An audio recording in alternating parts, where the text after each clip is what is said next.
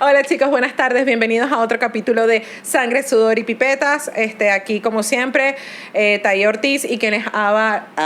¿Ves, coño? Yo pensé que iba a salir ilesa en la presentación. Pero casi lo logra. Casi lo logro. Sí, esto será en otra oportunidad. En Sangre, Sudor y Pipetas.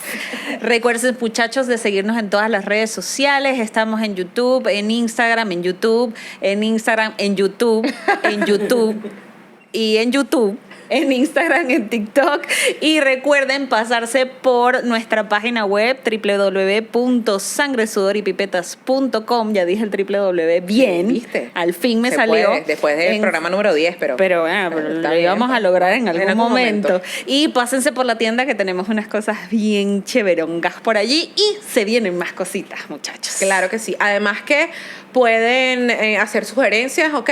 Además de los productos que tenemos allá en la página, pueden perfectamente decir, ay, yo quiero tal cosa, ¿será posible que...? Y entonces ahí uno agarra y trataremos de complacer peticiones dentro de lo posible. Como siempre les decimos, leemos todos los comentarios, leemos todas las redes sociales y bueno, ahora pues si nos mandan correos electrónicos también. O sea, lo bueno que todo esto está linkeado a Google y entonces tarde o temprano te llegan todas las notificaciones y uno... feliz. Perdón, no sabía si el... No sé, porque me agarró, me miró feo. Ah, carajo. Bueno, no importa. Vamos a comenzar, muchachos. ¿Qué tanto? El programa del día de hoy está auspiciado por Biomedical. Se tarda mucho el proceso de calibración de tus reactivos. Ahorra tiempo y dinero en tu laboratorio. ¿Cómo? Bueno, con la tecnología de Lanción Bio, que calibra equipos y pruebas especiales rápidas escaneando un código QR. Cámbiate a lo más innovador del bioanálisis y ofrece resultados confiables a tus pacientes. Registra la curva de calibración y mejora tus procesos de calidad con ayuda de Lanción Bio y Laboratorios Biomedical. ¿Quieres conocer más sobre esta innovadora técnica? Síguenos en nuestras redes sociales y contáctanos al privado. Lanción Bio es tecnología alemana ahora en Venezuela.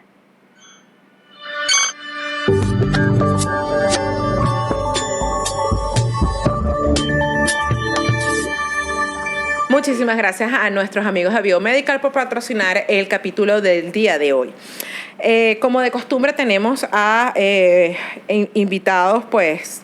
Gente de lujo, siempre que traemos para acá. No sé, tengo que, de verdad, me falta leer un poco más porque se me acaban los adjetivos. Pueden dejar en los comentarios cuáles adjetivos podemos poner de súper extraordinario, de lujo, maravilloso, geniales, etcétera, etcétera. Todos los que se les ocurran los ponen por allá abajo. Exacto. Hoy tenemos a la profesora Adriana Méndez. Ella es docente universitario y bioanalista asistencial egresada de la UCB con más de 28 años de experiencia en el área de rutina general, bacteriología y emergencia. Especialista y magíster en sistemas de la calidad de la UCAP, aplicando sus conocimientos específicamente al campo de la atención médica y el laboratorio de análisis clínico. Durante los últimos 20 años se ha dedicado a la capacitación de talento humano en gestión, aseguramiento de calidad y normas internacionales relacionadas con el laboratorio. 15.189, 15.190, 20.658 y 35.001, así como a temas relacionados con la bioquímica clínica, dictando conferencias en cursos, jornadas y congresos a nivel nacional e internacional. Además, es docente del Diplomado Latinoamericano de Hemostasia. También tiene un diplomado en gestión estratégica del Departamento de Emergencias de la Universidad Central de Venezuela, es auditor interno de la norma ISO 9001-2015, certificado por el ERCA, es miembro de la Comisión de la Calidad de la Escuela de Bioanálisis y presidente del Comité Técnico CT46 de Salud, secretaría del SC3, Laboratorio Clínico y coordinadora del subgrupo de trabajo de aseguramiento de la calidad del Grupo de Trabajo de Laboratorio Clínico de Sencarmer. Sí, y la Colonia Tovar. Y la Colonia Tovar, muchachos. Yo medio en broma, medio en serio, le decía que entre el currículum, porque esta es la síntesis curricular, señor. Esta es la síntesis curricular, yo apenas voy por el punto 5. Faltó el pergamino así que... pero su currículum formal tiene 15 páginas. 15. No vamos a leer todo eso. Entonces ya dimos una breve introducción a su resumen curricular de una página, esto está a mínimo espacio y faltó que lo pusieras a letra Times número New 9. Romance 8. Sí, la Calibri, que es la más delgaditica. Esa fue la que faltó. Seis. Exacto. Entre ella y la profesora Mario, creo que han sido uno de los currículums más largos. Y entonces ellas perfectamente, si imprimieran esos currículums, pueden deforestar lo que resta del Amazonas, perfectamente. Pero bueno, un agrado tenerte aquí, profe. Tú nunca me diste clases. Y por eso te tenía miedito, honestamente. Yo se lo dije al profesor Marcel, raro, que también nos acompaña aquí en al revés. ¿Sí? Sí. Mira, imagínate. No, a mí me decía la profesora Adriana y yo, ¿y qué? Pero es que yo a ella no la conozco. Sí, a mí me da pena y susto. yo le escribí a la profesora Marcela. Sí, exacto. Y Yo ya. por eso siempre el contacto era con el profe, pues. Pero no, ya afortunadamente pues te he perdido el susto. Rompimos el hielo. Qué bueno. Me parece excelente. Bueno, mira, bienvenida y básicamente te trajimos para acá porque vamos a empezar, chicos, con polémica. Ay, Vamos Dios a mío. hablar de gases arteriales y venosos. No, vamos a empezar como siempre empezamos. Como siempre empezamos. Claro. Ah, bueno, dale. Bueno, se van a tener que esperar porque yo quiero empezar como siempre empiezas. Está bien, está bien. Yo sé que tienes un problema ahí con el desajuste de las líneas temporales. Yo necesito las cosas como son. No, está bien. Cuéntanos, ¿por qué bioanálisis? ¿Por qué calidad? Y una experiencia que hayas tenido, por lo general, agradable. Nos gustan los cuentos así, tú sabes. Divertidos. Exacto.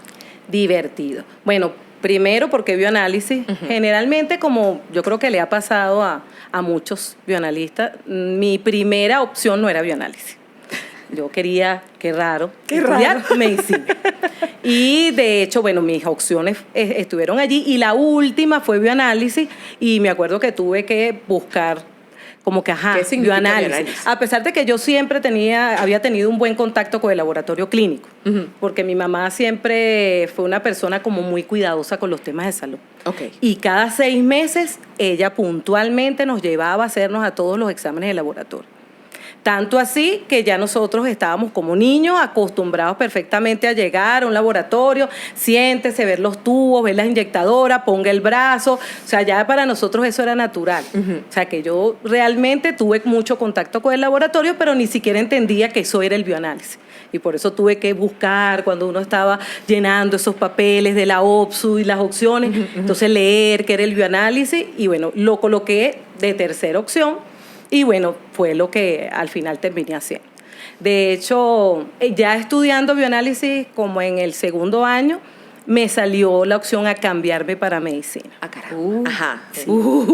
Etapa crucial. Sí, Exacto. y fue un choque impresionante. Me acuerdo cuando me llamó la persona a decirme, mira, ya listo, tienes tu cambio, o sea, cuando tú quieras, te digo cuáles son los documentos, cómo es la cosa, para que vayas. Y yo me quedé pasmada, asustada, y él se quedó así como que ya va, y la alegría, y los brincos, y la emoción. No se Y suponía que esto era bueno. Exacto. No me tuviste a mí un año haciendo lobby, buscándote ese cambio, y entonces ahora te quedas así. Ajá. Y llegó un momento que le dije, no, yo me quedo en bioanálisis. Realmente me enamoré en los primeros semestres. Yo creo que una de las materias que me hizo definirme para quedarme en bioanálisis fue histología. Ok. Yo adoré histología. Ese es el primer enfrentamiento que uno tiene a la carrera. A la carrera. Y la adoré. Tuve muy buenos profesores, de verdad. Los profesores Ibarra para mí fueron espectaculares. La profesora Teresa, que también estaba allí. Y luego yo inscribí la asignatura de técnicas histológicas. Ok. Y también me fue maravilloso. Todavía tengo guardado mi laminero con todos los cortes, las coloraciones. O sea, realmente me gustó, me apasionó mucho todo eso y decidí quedarme en bioanálisis. Entonces, belleza. bueno, de ahí en adelante, para mí todo fue el laboratorio clínico. ¿Y por qué dentro de todas las cosas calidad? Fíjate, la calidad llegó después, Ok. porque de hecho yo cuando comencé que me gradué, me fui al área de la microbiología. Ah, Yo ok. hice microbiología por 2, 3 años. De hecho, Marcel siempre cuenta que ella estuvo trabajando en las epidemias del cólera. Él siempre es ese cuento y sí, de verdad que me gustaba mucho la microbiología. Una de las cosas que más me gustaba era sembrar. Yo no sé por qué, que es una cosa Es que eso es relajante. Sí. A mí me relaja sí. sembrar. A Me mí pongo así, sembrar, ay. me Excepto el fascinaba. Yo decía, a mí me dejan, y yo veía en muchos laboratorios que la gente cuando veía ese poco de muestra, se estresaba. No, que hay que... No. Yo le decía, a mí me dejan aquí quietecita, y yo saco todo esto, y de verdad para mí era una pasión la microbiología, sobre todo lo que tenía que ver la preparación de medios. O sea, me fui incorporando al área de microbiología y me gustó bastante con la licenciada Marisa Gatti, que en paz descanse. Ella me apoyó mucho y de verdad aprendí mucho de todo lo que tiene que ver con el ámbito de la microbiología. ¿Cómo salto yo de la microbiología después a la calidad? Muy por las experiencias propias. Okay. Yo siempre he dicho que yo soy una cazadora de errores de laboratorio. O sea, yo nací con esa cruz, así que a usted le va a pasar todo lo que en un laboratorio va a salir mal, a usted le va a pasar como paciente. Y obviamente sí, como paciente, porque no es ni siquiera a mí desde el punto de vista de laboratorio, desde el punto de vista profesional, sino como paciente. Como paciente y familiar de paciente, he vivido que me pongan muestras que no son mías, que me reporten resultados inadecuados que después salen a la luz, y que obviamente eso traiga muchas implicaciones desde el punto de vista médico. Con mi familia, resultados inadecuados, reportes de muestras hemolizadas, totalmente alarmantes, que condujeron a médicos a tener malas impresiones. No reporte de valores críticos que pusieron en peligro la vida de mi padre. O sea, tantas experiencias y tantas cosas que me fueron enamorando de hacer las cosas bien. Porque siempre pensé, tiene que haber otra manera de hacer las cosas que evite que esto pase, porque esto no puede ser. O sea, esto está lleno de consecuencias negativas, y yo creo que ahí fue que me interesé poco a poco y me fui metiendo, haciendo cursos, formaciones en el área de la calidad. Esa fue mi pasión, y de allí no he salido. Porque todo lo que hago, o sea, independientemente que estoy viendo de repente un área como la microbiología o en el área de bioquímica, cuando trabajé en emergencia, en todas las áreas siempre veo el aspecto de cómo esto se puede hacer de la mejor forma para beneficio de nuestros pacientes, que al final somos todos nosotros. Exacto. Yo siempre le digo a los estudiantes, hacer las cosas bien es importante como profesionales desde el punto de vista ético, pero en algún momento un familiar suyo va a estar del otro lado. Exacto. Imagínese cuando esté del otro lado, ¿cómo le gustaría a usted que fuera la atención en un laboratorio? Es que está cual, en la escuela nos lo recalcan mucho en muchas materias, de que bueno, es como que si fuera la muestra de un familiar muy cercano o muy querido, ¿no? Exacto. Bueno, siempre uno dice la mamá, pero no necesariamente es así, ya no lo hemos quiere dicho también a otro familiar, a su hermanito, a su abuelito. Por eso, no lo deja abierto, por si acaso. Pero entonces ahora sí podemos comenzar con la polémica. No, porque falta... falta. Exacto, Tienes tú querías razón. el chisme, ahora Anécdota, el vamos con el chismecito, la chismecito. anécdota. Qué Exacto, anécdota la alegre que pudiese yo Con algún conversar. paciente. Bueno, yo tengo una que siempre le comento a mi hijo porque fue además muy satisfactoria, y al principio fue difícil, pero después uno se da cuenta que a pesar de todo también dejamos huella en las personas, y cuando uno deja una huella bonita, una huella agradable, uno se siente bien. Yo trabajé muchos años en el hospital militar, allí de hecho fue que hice mis pasantías, y cuando estaba embarazada de mi hija, me tocó de rotación de extracción de muestras un servicio en cuidados intermedios difícil, con un paciente que estaba muy deteriorado en gastro, con un problema bien importante. Y cuando yo entraba a esa habitación todas las mañanas, porque para rematar todas las mañanas estaba la boleta del señor, y yo decía, Dios mío, ¿por qué me castiga? Porque embarazada yo sufría mucho de náuseas. De hecho, yo llegaba directo al laboratorio, al baño, a expulsar mi desayuno. Y cuando yo llegaba al stand de enfermeras donde estaban las boletas y veía que estaba la boleta del señor, auxilio. Dios mío, auxilio. Porque ese cuarto, esa habitación huele impresionantemente horrible. Entonces era difícil para mí. De hecho, yo siempre le contaba a mi hijo que yo casi todo el alcohol me lo gastaba en el señor.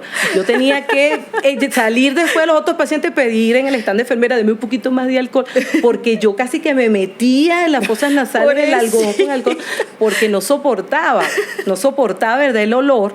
Y era un paciente que por la situación en que estaba, tenía meses hospitalizado, era muy difícil la extracción. Claro. O sea, yo saqué un posgrado en flebotomía con ese señor. Ese señor no tenía vaso sanguíneo de donde puede estar una muestra. Y yo intenté tener toda la paciencia del mundo. Además, él estaba en un estado psicológico bastante delicado. afectado. Claro. Sí, es un paciente que estuvo mucho tiempo al borde de la muerte y no era una persona feliz. Evidentemente no estaba feliz. No estaba feliz. Nadie puede estar feliz. Reclamaba, refunfuñaba, me quitaba el brazo, me insultaba. Y era todo un ambiente hostil. Sí. Y eso era todas las mañanas. O sea, yo con toda mi paciencia, respiraba profundo, me empatizaba con él y decía, bueno, o sea, si yo estuviese en la misma situación que él, tampoco iba a estar feliz. Claro. Total que, bueno, hice todo lo mejor que pude hacer y yo siempre le tomaba las muestras, se la tomaba bien y logré superar esa etapa. Luego, bueno, vienen las rotaciones y ya no lo vi más porque salimos del servicio, no supe más de él. Pero un día ya yo había dado a luz a mi bebé, me había reincorporado de mi permiso y estoy en mi cola del ascensor para subir al laboratorio y alguien me grita así de lejos y viene y me abraza, un hombre alto, grueso, y yo, o sea, ¿quién será? Ajá. Hola. Y cuando él me viene, me abraza, ¿no te acuerdas de mí? Me dice su nombre, yo me quedé sorprendidísima, porque primero yo no sabía si él había logrado sobrevivir a todo eso que estaba viviendo. Y segundo, que yo lo veía encogido en esa cama, como tan disminuido como ser humano, y después ver o sea, era una cosa inmensa, yo que soy chiquitica, era una cosa inmensa, y me abrazó con aquel cariño, me dio las gracias, que yo dije, wow, yo no pensé que había dejado de alguna forma esa huella en esa persona. O sea, él me agradeció de una forma tan bonita que yo llegué al laboratorio y yo entré así como que yo iba flotando, que yo no me creo esto que me acaba de pasar. Primero por la felicidad de verlo bien, Sí. cosa que en un momento dudé que iba a poder lograr. Sí. Y después por el cariño. La expresión de cariño de él, la felicidad al verme, el abrazo tan efusivo, fue una cosa demasiado sorprendente. Y realmente le hace uno como que amar lo que hace. Sí, y claro. que de repente todo eso que para mí fue tan terrible en un momento y lo que viví, valió la pena desde el punto de vista de la perspectiva del cuidado y de lo que nosotros realmente queremos hacer como profesión. O sea, que no es solo ver en el microscopio, hacer una técnica, sino apoyar a las personas justamente para que salgan de esas situaciones donde se sienten tan vulnerables, donde han perdido prácticamente todo.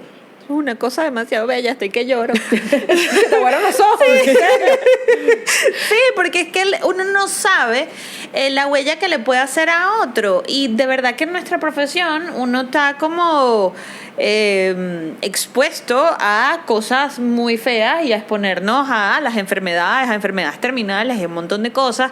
Y que un paciente salga de eso. Bueno, tú sabes que yo me pego mucho a mis pacientes. Sí. Y entonces volver a sentir eso me emocionó. Sí. No, es una experiencia muy bonita y de hecho siempre le comento eso a mi hijo. No sé por qué siempre, por alguna razón, sale el tema y entonces, yo me acuerdo y le vuelvo a echar el cuento porque fue algo realmente sorprendente. O sea, yo no me lo esperaba de ninguna forma y valió la pena. Tú dices, bueno, valió la pena todo el sacrificio, el esfuerzo. Todo el alcohol. El tiempo, todo el alcohol que invirtió el hospital en que yo lograra echar para adelante, valió la pena. No, qué genial, de verdad, una de las anécdotas más bonitas que hemos escuchado en todo lo que va de programa.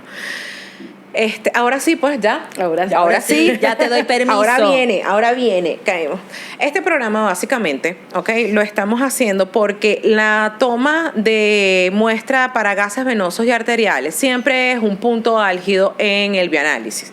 No solamente en el bioanálisis, creo que todas las personas que están involucradas en el área o en esa toma siempre son, o sea, hay todavía primero hay que refrescar mucho conocimiento, luego hay que actualizar mucho conocimiento y desde mi perspectiva hay que puntualizar muchas cosas, ¿no? Porque, a ver, De hecho, hay muchas dudas. O sea, dejamos en la sí, cajita también ha sido uno abierta. de los capítulos en donde más nos han mandado preguntas Sí. y eso me parece súper positivo. Sí, me encanta porque la gente quiere saber. Exacto. Hay interés. Hay Sí, interés. sí, sí, Hay sí. interés. A mí me gusta mucho cuando cuando nuestro público le gusta o se interesa y ves. Entonces agarra y te preguntan y no sé qué, y no tienen miedo a preguntar, porque como nosotros preguntamos todo lo que nos mandan, no. ¿Sabes? Yo creo que no hay tontos que preguntan, sino ¿cómo que es? No hay preguntas tontas, sino tontos que no preguntan. Y es preferible, o es por lo menos en mi caso, decir, mira, ay, bueno, sí, No sé. quizás fue una pregunta, ¿sabes? Una pregunta Básica. básica, pero hay gente que puede estar igual que yo. Exacto. Y entonces uno... Yo y dejé entonces, de ¿sabes? ejercer 10 años. A mí se me Exacto, olvidaron un montón de cosas. hay gente que no ha ejercido durante mucho tiempo. Y tenemos gente que ha dejado de ejercer y que se sienten con nosotras que volvemos a traerles a la profesión. Sí, sí. Entonces, Hay eso es gente bonito. fuera del país que, ¿cómo se llama? Que se están dedicando a otras cosas, que están viendo cómo hacer equivalencias, volver otra vez, por lo menos en parte, a ejercer el bioanálisis. Y bueno, afortunadamente nos hemos convertido como en ese gancho. punto de contacto allí. Gracias, muchachos. Yo creo que la pregunta inicial que tengo con respecto a esto viene por una experiencia que tuve en uno de los tantos trabajos en los que he estado. Y era que justo con los pacientes difíciles, sobre todo con los pediátricos, porque los pediátricos, o sea, los pacientes adultos son un tema, es verdad, pero el pediátrico es el doble. O sea, el pediátrico Es el doble porque es papá y bebé. es papá y bebé. Ujú. O sea, son a veces Difíciles. bebés rollizos, gorditos, así que tú y que bendito Dios. O sea, que no hay para dónde. O sea, tú dices y que la anatomía, como son tan chiquitos, No te ayuda. o sea, eso de que no, por anatomía eso está allí, no. Está allí, no sabemos. Está a allí, no dónde. sabemos a en dónde. qué parte. Se supone que debería Se estar allí, es lo que nos dicen los libros, pero a veces uno que, no, bueno, para anatomía aquí debe estar la M venosa, entonces, pero no pasa. No pasa. Y en uno de estos trabajos estaba con un bebé y bueno, nada, o sea, no podía. Le pedí la colaboración a las enfermeras, ellas siempre de verdad eran un amor de cosas bellas y incluso las mismas enfermeras no podían. Entonces yo le digo, mira, ¿sabes qué? Ya yo lo había pinchado 2 veces, las enfermeras lo habían pinchado 2 veces más y eran 4 veces, papá estaba que nos mataba a todas. Exacto. Y yo digo, mira, llama al médico y que se la tome arterial, porque aparte el bebé venía con un estado de deshidratación importante y tú sabes que ahí menos que menos. Yo Exacto. o lo hidratas y yo vengo media hora, 45 minutos para ver, o lo tomamos de una vez, pero le tienes que decir al pediatra que se la tome arterial, pues, no, o sea, no hay. Ah, bueno, chévere. Llaman al pediatra y el tipo que no quería tomar la arterial, Ah, ok. que él no tomaba muestras arteriales. Ok. Y yo, ¿y si tú no la tomas, quién la ¿Quién toma? la va a tomar? Esta es una pregunta que tenemos. de Por hecho. eso, entonces, el que básicamente, claro, como no llamé yo, sino llamó una de las enfermeras. Llamó un amigo. Sí, no, el tipo es como bueno, pero que la tome ella. Y yo dije, Ustedes son las que hacen eso. que sí, y ole. yo dije, carita así de que, pues no. No. Entonces, vamos a hacer algo. Cuando hidraten al bebé, me llaman. Yo voy a estar en el laboratorio. Gracias. Permiso, y me fui. Con Entonces, permisa. sí, a raíz de eso, y he tenido varias anécdotas adicionales en donde dicen, es que eso lo toma el asistente, eso lo toma el bioanalista. ¿Quién toma la muestra para gases De arteriales? hecho, María Daniela lo pregunta así tal cual. ¿Quién debe tomar la muestra de gases arteriales?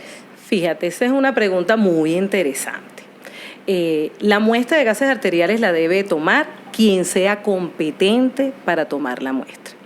Desde el punto de vista legal, y estuvimos revisando muchos aspectos, porque ¿qué pasa? Cuando nosotros estudiamos en la escuela, yo no sé quién, pero alguien siempre nos decía a los estudiantes, y eso se lo llevaba uno cuando se graduaba, la toma de muestra de sangre arterial es un acto médico. Ujú. Sí. Entonces uno decía, bueno, acto médico, usted le toca las venas, al médico le toca las arterias. Y resulta que no hay realmente nada escrito que especifique que la toma de muestra de gases arteriales sea un acto médico, además que la palabra acto médico de por sí tiene una definición excesivamente amplia. O sea, puede ser cualquier cosa que haga un médico, es un acto médico. Ok. Y no hay ninguna legislación, nada que implique que tiene que ser uno o que tiene que ser otro.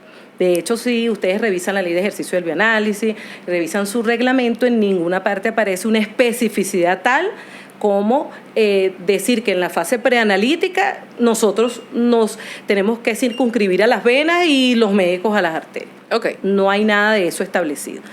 ¿Qué es lo que recomiendan los organismos internacionales cuando alguno toca ese tema?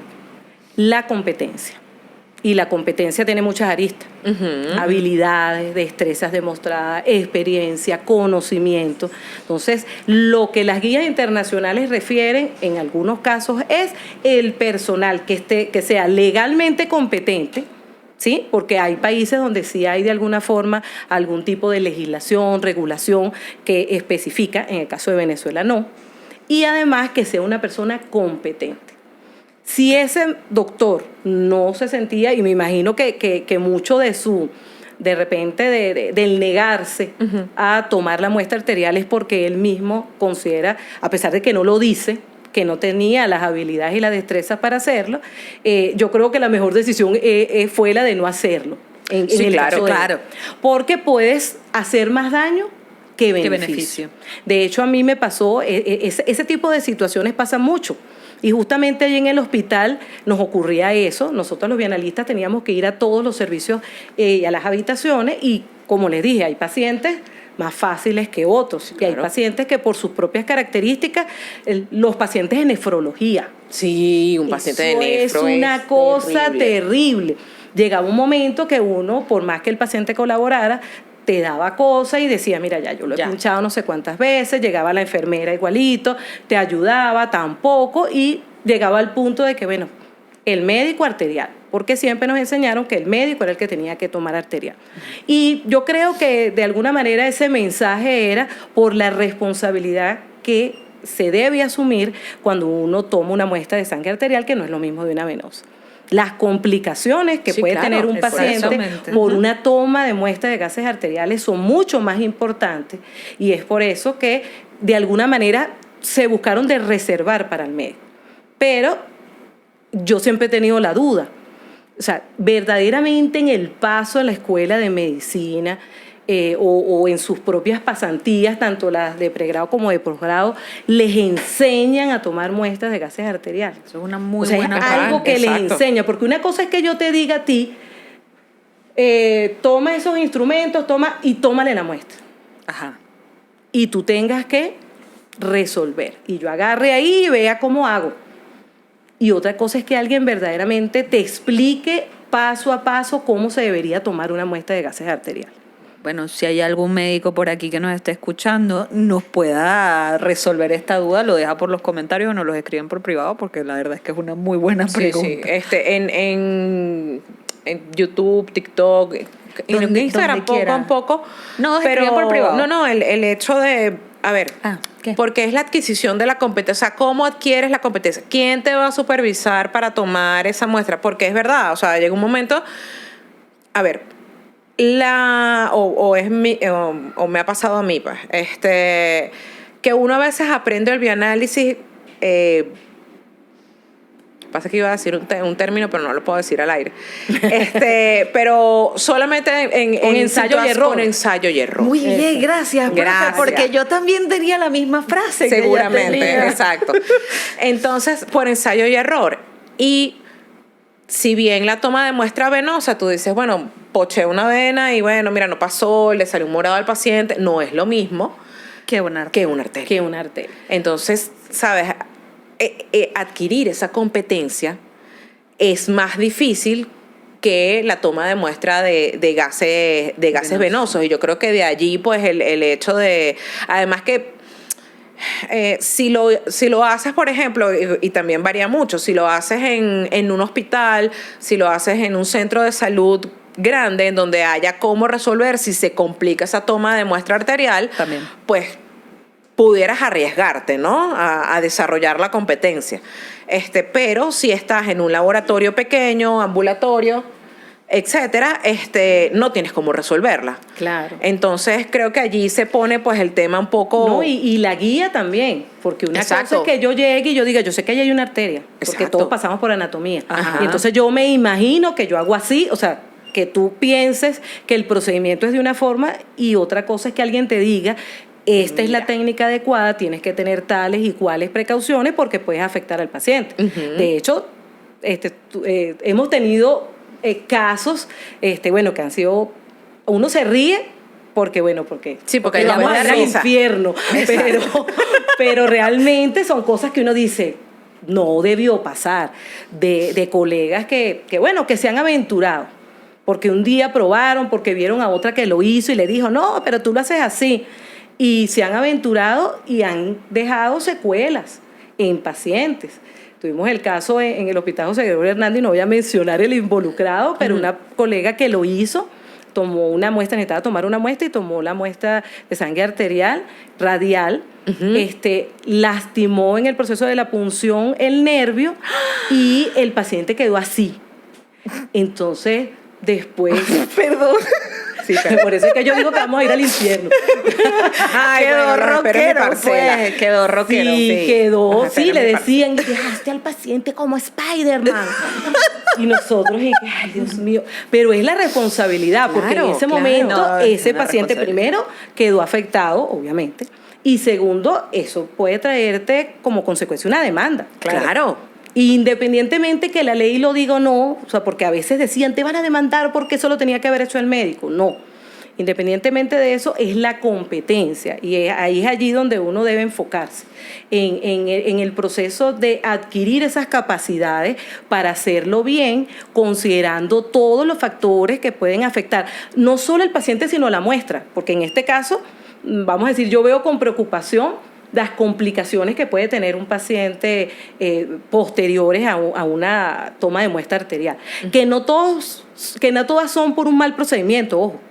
O sea, sencillamente por el propio hecho del procedimiento, un paciente puede tener un hematoma dentro del vaso, puede tener una isquemia distal, puede tener hacer un vasoespasmo, por las características obviamente distintas de la arteria con la vena. Eso no tiene que ver tampoco con un mal procedimiento, pero sí los cuidados que tienes que tener para no aumentar la probabilidad de daño al paciente. Y además obtener una muestra que sea verdaderamente representativa del estado del paciente, porque yo siempre he dicho, saca sangre, mira, aquí viene, no sé, un asesino en serie y te saco sangre. Exacto. Sí, pero eso no lo hace flebotomista, ni bioanalista, ni lo convierte en un asistente de laboratorio bueno para extraer muestras. Sacar sangre saca cualquiera. Pero extraer una muestra que conserve su integridad, que represente realmente el estado en que se encuentra ese paciente para el análisis, eso es lo difícil. Nosotros tuvimos la experiencia porque en el hospital siempre nos pasaba eso. Cuando uno no lograba, entonces llamaba al médico. El médico venía dando como el chavo dándole al piso patada. Sí. Y pasa 9 cada 10 veces. Sí, me pasó que el hombre mandó fúrico a traer, nosotras con nuestros tubitos así, estábamos dos bioanalistas y nosotras nos quedamos así con los tubitos para llevárnoslos. Y le dijo a la enfermera, tráeme un inyectador. Ella le trajo una jeringa de 10. Le tomó a la señora, era una señora femoral, la preparó, la señora ya de por sí muy, muy mal estado. Cuando yo empecé a ver cómo clavó esa aguja y empezó para arriba, para abajo, para afuera, para adentro, para arriba, y esa señora gritaba en esa cama, yo no podía ver. O sea, yo tuve que voltear la cara porque yo no podía ver. Finalmente, cuando logró pescar algo, porque a toda esta no sé si fue la arteria, pero sacó y llenó la jeringa, nos la tiró así en la bandeja y se fue. Y lo peor del caso es que cuando nosotros agarramos la jeringa para vaciarla en los tubos, estaba coagulada. Claro. Dexter. Y esa señora no paraba de gritar en esa cama. Pobre mujer. Entonces, en ese momento yo dije, mira, yo tendré que hacer lo que sea, pero yo primero hago todos los intentos posibles antes de volver a someter pues, a un paciente a lastimarla de esa manera, a una tortura de este tipo pues. Y yo creo que eso me dejó marcada y a pesar de que yo no vamos a decir que yo no soy la flebotomista número 1, siempre cuando me tocó intenté hacer todos mis mejores esfuerzos por lograr tener una extracción venosa exitosa y no requerir la muestra de sangre arterial. Sí, de hecho uno básicamente hace todo lo posible. En esto de ser empático y que el paciente no sufra, pues yo creo que la mejor arma que tiene un flebotomista tiene que ser la paciencia. Sí. Porque siempre te van a tocar pacientes extremadamente complicados, que unos más que otros, incluso hay unos que están igual sanitos, pero Son complicadísimos. Cuestan. la vida entera, chamo. Sí. Y uno lo que tiene que tener es paciencia. Y muchas veces quizás los servicios de salud pierden un poco la perspectiva con eso. ¿Sabes? Que porque lo importante es que tú saques la muestra y la saques más rápido no sé qué, la más posible. rápida posible, no sé qué más. Tienes una Y cola de paciente tienes una cola de aquí. paciente y no sé qué más. Entonces ya va, o sea, Son amigos, pacientes. son pacientes. Es que esperen. No, ellos dicen, no, pero es que son pacientes, pero es que son impacientes, pero contratan más personal, pues. O ¿Sabes sea, que eso es muy interesante? Porque asumimos que la palabra paciente viene de paciencia. Y por eso siempre se le da la información de que, ay, el paciente, usted es el paciente, tiene que esperar pacientemente. No, paciente viene del término padeciente, Ok. que significa persona que padece. Entonces, desvirtuamos la palabra y aumentamos el padecer de Exacto, de la persona, porque encima de todo su problema de salud queremos que espere 20.000 años con dolor, con malestares, con todo, a que nosotros de repente le brindemos atención. Yo pienso que hay una línea allí. O sea, dame un chance para que los podamos atender correctamente a todos. Yo soy un laboratorio pequeño y pues bueno, nada, siempre es que, bueno, aguántense un poquito porque me está costando un poco, si es un nené. Claro. Pero también, o sea, cada uno de los pacientes, ahora aprendí algo nuevo hoy, también se merecen su tiempo. Claro. Se merecen que conversemos con ellos, se merecen que su tiempo, su espacio. Entonces, bueno, eso requiere el espacio de cada quien, pues, o sea, no, ni tan exagerado, ni de que se esperen 3 días para tomarle una muestra, pero tampoco es la velocidad de tienes una cola, dale, empieza a cuchillar gente allí. Sí, con, sí, no, sí, tampoco, porque no. pues. De hecho, Exacto. hay algunos gerentes que de alguna manera quieren establecer como indicadores. Y entre los indicadores de su fase preanalítica quieren ver cantidad de pacientes en tanto tiempo por flebotomista. Y eso es un indicador que realmente no puede estar directamente relacionado con la calidad de atención necesariamente. Exactamente. Porque tú puedes ser muy veloz, pero hacer todo mal, las muestras quedaron mal tomadas, los pacientes todos se fueron maltratados, con un morado, con más de un pinchazo, no recabaste la información necesaria que vas a necesitar después de la etapa analítica y para el reporte, entonces eso no te hace un buen trabajador y no es un buen indicador de eficiencia. no, además, bueno, también la percepción de la calidad de servicio, que en algún momento estuvimos hablando con Ramón de eso. Sí. Todos queremos ser bien tratados, ¿ok? Entonces, si tú no te tomas el tiempo como flebotomista de sentar al paciente, de tratar de entablar un mínimo de conexión, de empatía con él, de entender cuál es su problema, su padecimiento, pues no importa si sacas a 50,000, si sacas a 25,000, si el paciente no se siente que está bien atendido, el paciente no te va a regresar al laboratorio. Es así. O sea, puede ser que tengas un excelente flebotomista técnicamente hablando, pero si no tiene el componente humano, no va a haber un rapport entre paciente, Claro, entre totalmente. paciente y flebotomista o paciente y laboratorio, porque al final no te va a regresar. Exacto. Es que somos seres humanos tratando a seres humanos. Exactamente. Nosotros prestamos un servicio y a veces eso se nos olvida, que esa persona tiene todo un conjunto de problemas que lo traen a uno, que lo traen aquí, para que tú de repente llegues y lo maltrates o no lo trates de la forma más adecuada, hasta por miedo. Mira, hay personas que ni siquiera son pacientes de venas difíciles ni nada, pero sencillamente han tenido malas experiencias, tienen miedo, le tienen miedo a las agujas y necesitan como que tú entables primero esa relación de confianza para ellos Totalmente. sentirse cómodos y que tú puedas realizar tu procedimiento de la mejor manera.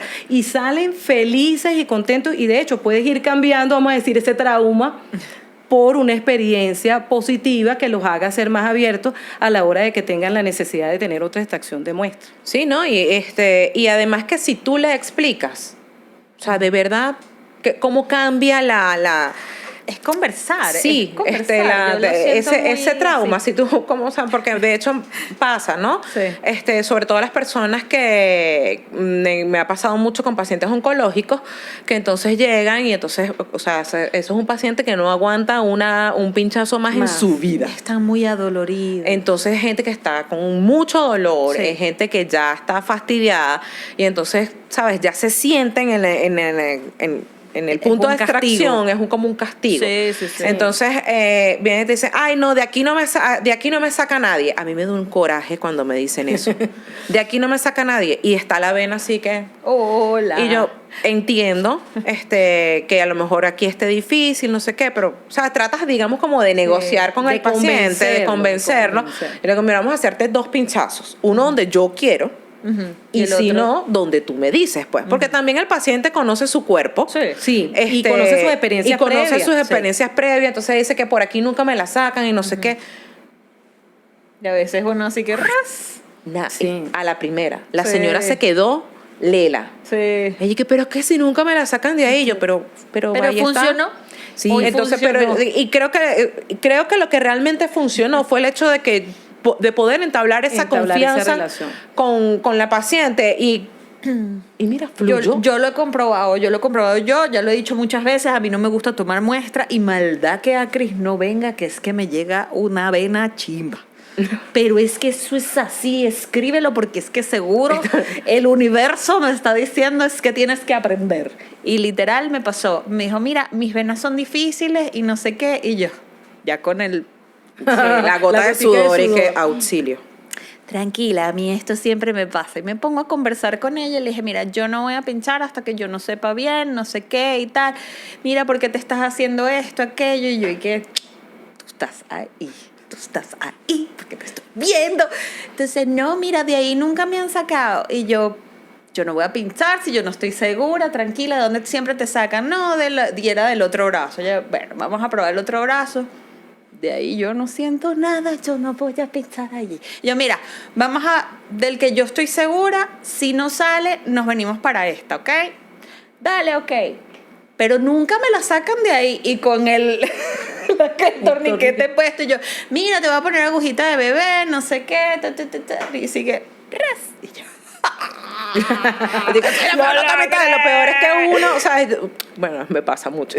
Yo celebro cada toma, a mí sí me gusta tomar muestras. Y Me yo- encanta, es una de las cosas que más me alucino. No, eso no me gusta, pero si lo pero cada logro. vez que uno tiene como ese logro, sobre todo con un paciente difícil, es así como, Exacto. ¿sabes? Volver a Una recibir el satisfacción. título bajo la nube de Calder.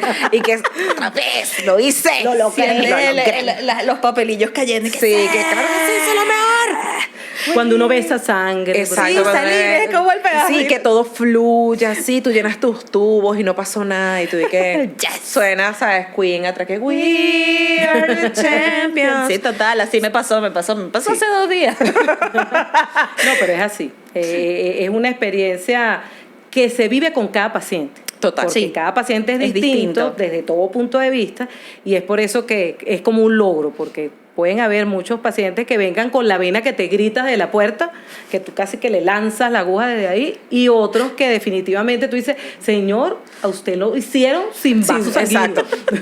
No sé cómo, pero usted no se lo Sí, yo a veces le digo, señor, usted Una como que es cosa. un vampiro porque de verdad no le consigo la sangre por ningún lado. Y lo peor es que hay veces que la vena está allí, que tú la sientes, que tú la palpas, y la vena y que no va a No, suceder. te escupe aire y Sí, que- No, y a ver, a pesar de que los sistemas de extracción son más eficientes y todo lo que tú digas, de verdad. Yo soy una señora, yo soy una Yo tía. soy una señora de inyectadoras. Sí. Sí. A mí el sistema al vacío se me da bien, pero en venas fáciles. Pero cuando son venas difíciles, Me da nervio. yo corazón porque sabes que caíste en venas, o sea, Ajá. lo ves. Entonces uno ahí ya siente como ese alivio de ya estoy aquí. Jala. Entonces, exacto. En cambio, con el Con el otro no con sabe. el otro Tienes que sistema, hacer uno y el- que que pasa es que las inyectadoras que se crearon como sistemas de inyección para colocar tratamientos, soluciones y todo esto, tienen también sus problemas desde el punto de vista de la afectación preanalítica, sobre todo de acuerdo a cómo se manejen, después cómo trasvasar de forma segura eso a los tubos. Ese es un tema. Eso es un tema. Eso lo tratamos en otro... Sí, No, claro, pero sin embargo viendo. hay fabricantes a nivel internacionales que han buscado como que solución y han unido lo mejor de esos dos mundos. Y hay sistemas de extracción que son muy populares en Europa que combinan, vamos a decir, toda la estructura como una jeringa con tu émbolo, pero donde la sangre cae directamente al tubo, donde se encuentra el aditivo que se necesita para prepararla de acuerdo al tipo de análisis que se vaya a hacer, y también se pueden transformar en sistemas al vacío. O sea que hay en la actualidad para todo, para el que quiere tomar de esa forma y para el que quiere tomar de otra forma, dependiendo del tipo de vaso que tenga el paciente y la facilidad o no que tenga el paciente. Bueno, eso existe. Imagínate. Mira, dentro de las otras preguntas, voy a ir como por orden porque... Está bien, pero yo quiero preguntar. Juan, con un nombre más largo que eso, dice el proceso de toma de muestra. O sea, creo que es lo mismo que estamos conversando para las muestras arteriales y venosas, pero lo dejó como allí. El proceso de toma de muestra, supongo que como hacer el paso a paso. Sí, bueno, esas cosas generalmente mejor son gráficas, pero bueno, voy a intentar detallar más o menos pero los pasos. Que te pregunte. Sí, no, porque con el tema de que después bloquean aquí, bloquean allá, es mejor hablarlo paso a paso. Lo primero, bueno, después de la indicación del médico, es el procedimiento cambia dependiendo si tienes un paciente consciente o un paciente que no está consciente, de repente en terapia, pacientes que están en cuidado crítico, ¿sí? Porque para las gases arteriales generalmente la orden viene principalmente de pacientes en cuidado crítico o pacientes con trastornos respiratorios crónicos que, vamos a decir, están estables, pero que necesitan también un control de la oxigenación y cómo está su proceso de ventilación. Entonces podemos tener en arteriales pacientes conscientes o pacientes que están inconscientes, y en el caso de gases venosos sí tenemos generalmente pacientes conscientes. Lo primero en gases arteriales que recomiendan, a pesar de que hay controversia, porque toda la medicina tiene controversia y todos unos dicen que sí, otros dicen que no. Pero es chévere la controversia porque te da material para poder debatir y demostrar. Para seguir investigando. Exacto. Sí, lo primero es la evaluación de la zona, obviamente que no haya ningún daño, infección, alteración de la circulación. Una de las cosas que se hace para evaluar la circulación, sobre todo cuando se utiliza la radial, que es la número uno, la opción número uno siempre, porque es la que está más superficial, es más fácil, menos dolorosa, no tiene, vamos a decir, una vena tan cercana que pueda de alguna manera punzarse la arteria a la vez la vena y haber contaminación entre los dos tipos de sangre. Tiene más facilidades desde el punto de vista del propio proceso. Siempre se tiene que evaluar la circulación sanguínea. Hay un test que se llama el test de Allen, que es para evaluar la circulación colateral por la cubital antes de hacer el procedimiento, y se debe hacer en ambas manos para poder evaluar y decidir en cuál de las dos manos se va a hacer el procedimiento. Luego de eso, bueno, tiene que prepararse el material, porque en el momento que estamos haciendo una punción arterial no podemos hacer como a veces vemos en las venosas, que le ponen el torniquete al paciente, ya yo vengo. Sí. No tengo... Voy a comprar la inyectadora allá abajo en la farmacia. Ya vengo. Y el paciente, y después ya va, que es que, ¿dónde dejé el algodón? Y ya va, me faltó un tubo. Y ya negro, el paciente perdió el brazo ya y nosotros todavía sin haber iniciado el procedimiento. Entonces, obviamente, se prepara todo el material, se limpia la zona. El profesional que lo va a hacer tiene que contar con todas las medidas de seguridad, o sea, sus guantes, o sea, todo el área, mantenerla lo más ordenada y limpia posible. Se coloca el miembro del paciente en hiperflexión, o sea, generalmente doblan algo, se coloca una almohadita, una toalla, cualquier cosa que permita este movimiento para que sea más fácil acceder a la arteria. Se limpia la zona, se palpa con los dos dedos el pulso, porque como estamos buscando la arteria, vamos a ubicarla sintiendo el pulso. Y hay dos metodologías distintas. Hay algunos autores que limpian colocan los 2 dedos y palpan y puncionan en el medio de los 2 dedos. Ok. Y hay otros que sencillamente colocan más abajo y cuando sienten el pulso, aproximadamente 1 centímetro del dedo, realizan la punción. Ok. Siempre en ángulo de 45 grados, Siempre. con el bisel hacia arriba, en contraflujo de la sangre. ¿Qué quiero decir? Que obviamente la sangre arterial va hacia la mano, entonces lo hacemos en esta dirección, en contraflujo del que viene la sangre.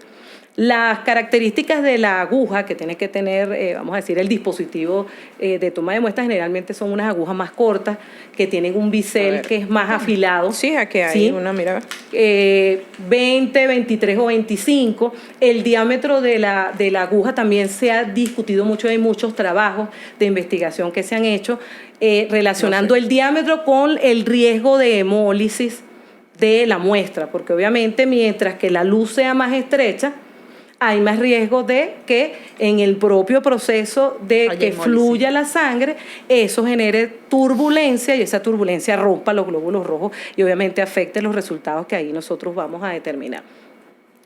Se tiene que ir, o sea, se introduce no con la técnica, porque hay algunas personas que tienen una técnica tanto para arterial como para venoso, que yo entro completo y me devuelvo. O sea, yo no sé, mira, aquí tenemos un ejemplo de las agujitas.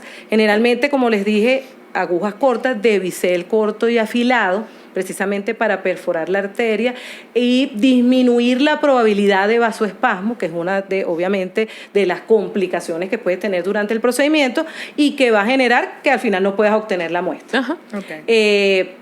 Siempre poco a poco introducir hasta que empiece a fluir. Como dices tú, Exacto, empieza a ver, se empieza a ver, llena ajá. inicialmente el capuchón de la aguja y se empieza a ver cómo fluye la sangre.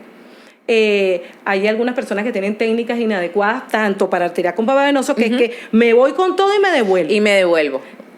Fatal. Terrible. Rompemos los vasos sanguíneos, creamos obviamente hematomas, el dolor para el Doloroso. paciente. Entonces no. O sea, ni en uno ni en otro, ni en uno de los 2 tipos de muestras podemos utilizar ese tipo de procedimientos. Y cuando esté en vena, ya por el mismo pulso, por la fuerza del pulso, se va a ir llenando la jeringa. Fíjense que estas jeringas vienen ya con el espacio y la cantidad necesaria para tanto el anticoagulante que tienen allí disperso en todas las paredes de la propia jeringa, las paredes de la jeringa, como para la cantidad de muestra aproximada que vamos a necesitar para procesar una muestra de gasometría, que generalmente son volúmenes muy pequeños, los que utilizamos en el laboratorio para esa muestra de sangre total heparinizada. Cuando se llena, hay que dejar que se llene completo el espacio de la jeringa. Una práctica inadecuada que pasa mucho, sobre todo cuando no utilizamos dispositivos especiales para la toma de la muestra, es alar el émbolo tomando Exacto. una muestra de sangre arterial. No Eso puede, aumenta el no lo riesgo haga. de espasmo, es No. doloroso, aumenta las posibilidades de que se genere un trombo dentro del vaso, o sea, no.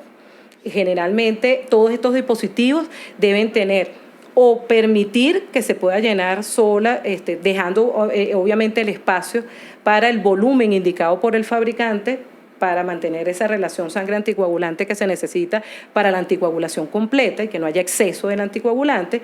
Y además, los dispositivos especializados para gasometría tienen un émbolo que generalmente es de caucho siliconado, para que en algunos tipos permita también que la misma fuerza del pulso empuje el émbolo. Exacto. ¿Sí? Hay varios tipos de dispositivos. Se llena ¿sí? y ya está. Hay unos como este, que ya dejamos el espacio libre para que se vaya llenando hasta que llene hasta el final, y hay otros que vienen con el émbolo ya pegado hacia la aguja y tiene la capacidad de, con la fuerza del ingreso de la sangre, ir empujando el émbolo hacia atrás.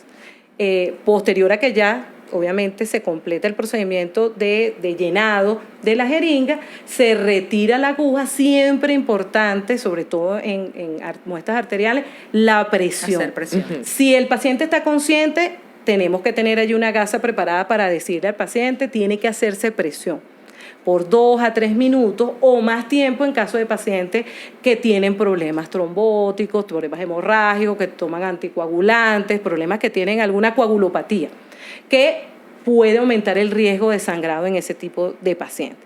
Si no tenemos, vamos a decir, el paciente no está consciente, tiene que haber alguien que asista de manera de ejercer la presión suficiente para evitar entonces un riesgo de hemorragia o de daño en la zona. ¿Qué hace la persona que se queda con la jeringa en la mano? Bueno, lo primero que tenemos que hacer es quitarle la aguja. Exacto. Hay distintas maneras según el dispositivo. Hay dispositivos que traen como que trae un taquito. ¿Sí? Aquí estoy. El taquito borrador. El taquito borrador, que no es un borrador. La primera vez que uno lo ve, uno dice, Dios mío, ¿y para qué? Bueno, sí, será para jugar. Para que tú veas la cultura popular, porque yo agarré y lo vi y que, ay, mira, qué bonito este adorno. Un borrador. Sí, un adorno. No. Esto es justamente para que se pinche y quede la aguja aquí, o sea, nosotros podamos, sin riesgo de pinchazo, podamos quitar la aguja, ¿sí? Porque obviamente no solo es el riesgo del paciente, sino el riesgo nuestro como trabajadores, como profesionales. Y luego esta tapita que está aquí, que es para sellar. Porque hay que recordar que este tipo de muestra, tanto los gases arteriales como los gases venosos, tienen que mantenerse en anaerobiosis. No puede haber contacto de la muestra con el espacio ambiental, con el aire ambiental que la rodea, porque altera justamente varias de las cosas que nosotros vamos a medir en este tipo de muestras. Presión de oxígeno, presión de CO2, y a través de esos elementos que medimos hay otros que se calculan. Entonces se afectan los que medimos directamente y se afectan los calculados. Me río porque lo hablábamos con unos amigos de nosotros, con Darwin, que dijo que tal cual le entregaban un vaso con hielo y en la... Ajá, yo tengo muchas preguntas mientras la profe estaba describiendo. ¿sabes? Me hice dele. Porque, bueno, una cosa, o sea, a mí... Ok. Suéltalo. Todo tiene que mejorar. La idea es esa. La idea es que todos mejoremos. Sí. La idea es que el paciente sufra lo mínimo. Claro. Con miras a eso, uno debe de tener en el laboratorio o procurar tener en el laboratorio, si usted ofrece el servicio de gases venosos o arteriales, dos cosas importantes, ¿no? Para mí. Uno, el equipo. Oye, el equipo me parece importante. No, yo estoy diciendo. Uno, el equipo. Y dos, los dispositivos necesarios para que esa muestra sea lo correcto, que refleja la realidad del paciente. Una buena toma de muestra. Sí, pero no, fíjate que la profe nos acaba de hacer allí, nos acaba de dar una cátedra y una medio cachetada, así que de que las inyectadoras son equipos para inyectar. No, sí, no me son dolió. equipos para extraer. No son, pues. Sí, totalmente. Así que uno aprendió a la vieja usanza. Todo tiene sus orígenes. Todo tiene sus orígenes. Empezamos de una forma y a medida que pasa el tiempo nos damos cuenta de que esa tal vez no era la mejor forma y se crean otros mecanismos, justamente lo que tú hablas, para la mejora. Exacto. Para poder obtener muestras más representativas de la realidad que tiene ese paciente. Hay que apostar siempre a la mejora continua, muchachos. No es que andamos cazando brujas por ahí. Todos tenemos que mejorar. Y fíjate, o sea, a ver, no es el primero y seguramente no va a ser el último error, entre comillas, que uno haga como parte de uno. Sí, pero entonces fíjate, ¿no? Con respecto a los dispositivos, hay todo. Es que, ¿sabes? Tengo tantas anécdotas, tengo tantas preguntas. No te pongas como Quique con el hilo rojo. Total, estoy con el hilo rojo y atrás la pizarra. Porque, fíjate, he tenido inyectadoras con gases arteriales, como le pasó a Darwin, metidos en el vaso metidos en un vaso con hielo, que, como comentábamos un poquito antes de que empezara formalmente el capítulo, pues el paciente está ausente de saber si eso está bien, si eso está mal, si eso está regular, si eso... No tiene por qué saberlo. ¿Cuánto tiempo tiene que pasar para que eso que está allí, que en el mejor de los casos está bien tomado? ¿Y por qué digo bien tomado? Porque no es... además de que el personal esté capacitado, no, es que el dispositivo esté bien preparado. Exacto. Entonces comenzamos con ese tema. momento se concentra todo lo que pueda salir mal va a salir mal. Morfía, hace fiesta. Ok, tú tienes un excelente flebotomista, chévere, cool, pero sigues utilizando una inyectadora que no es para, ¿cómo se llama? Las que son preparadas.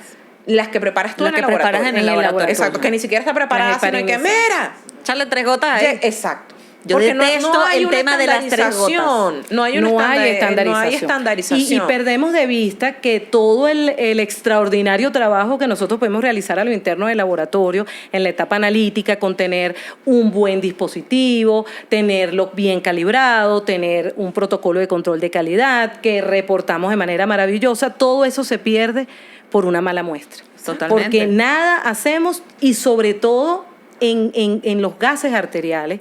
Una muestra muy delicada. Crítico, es una muestra muy delicada y que además tiene, vamos a decir, otra sazón especial, que es una muestra que tiene gran impacto al paciente.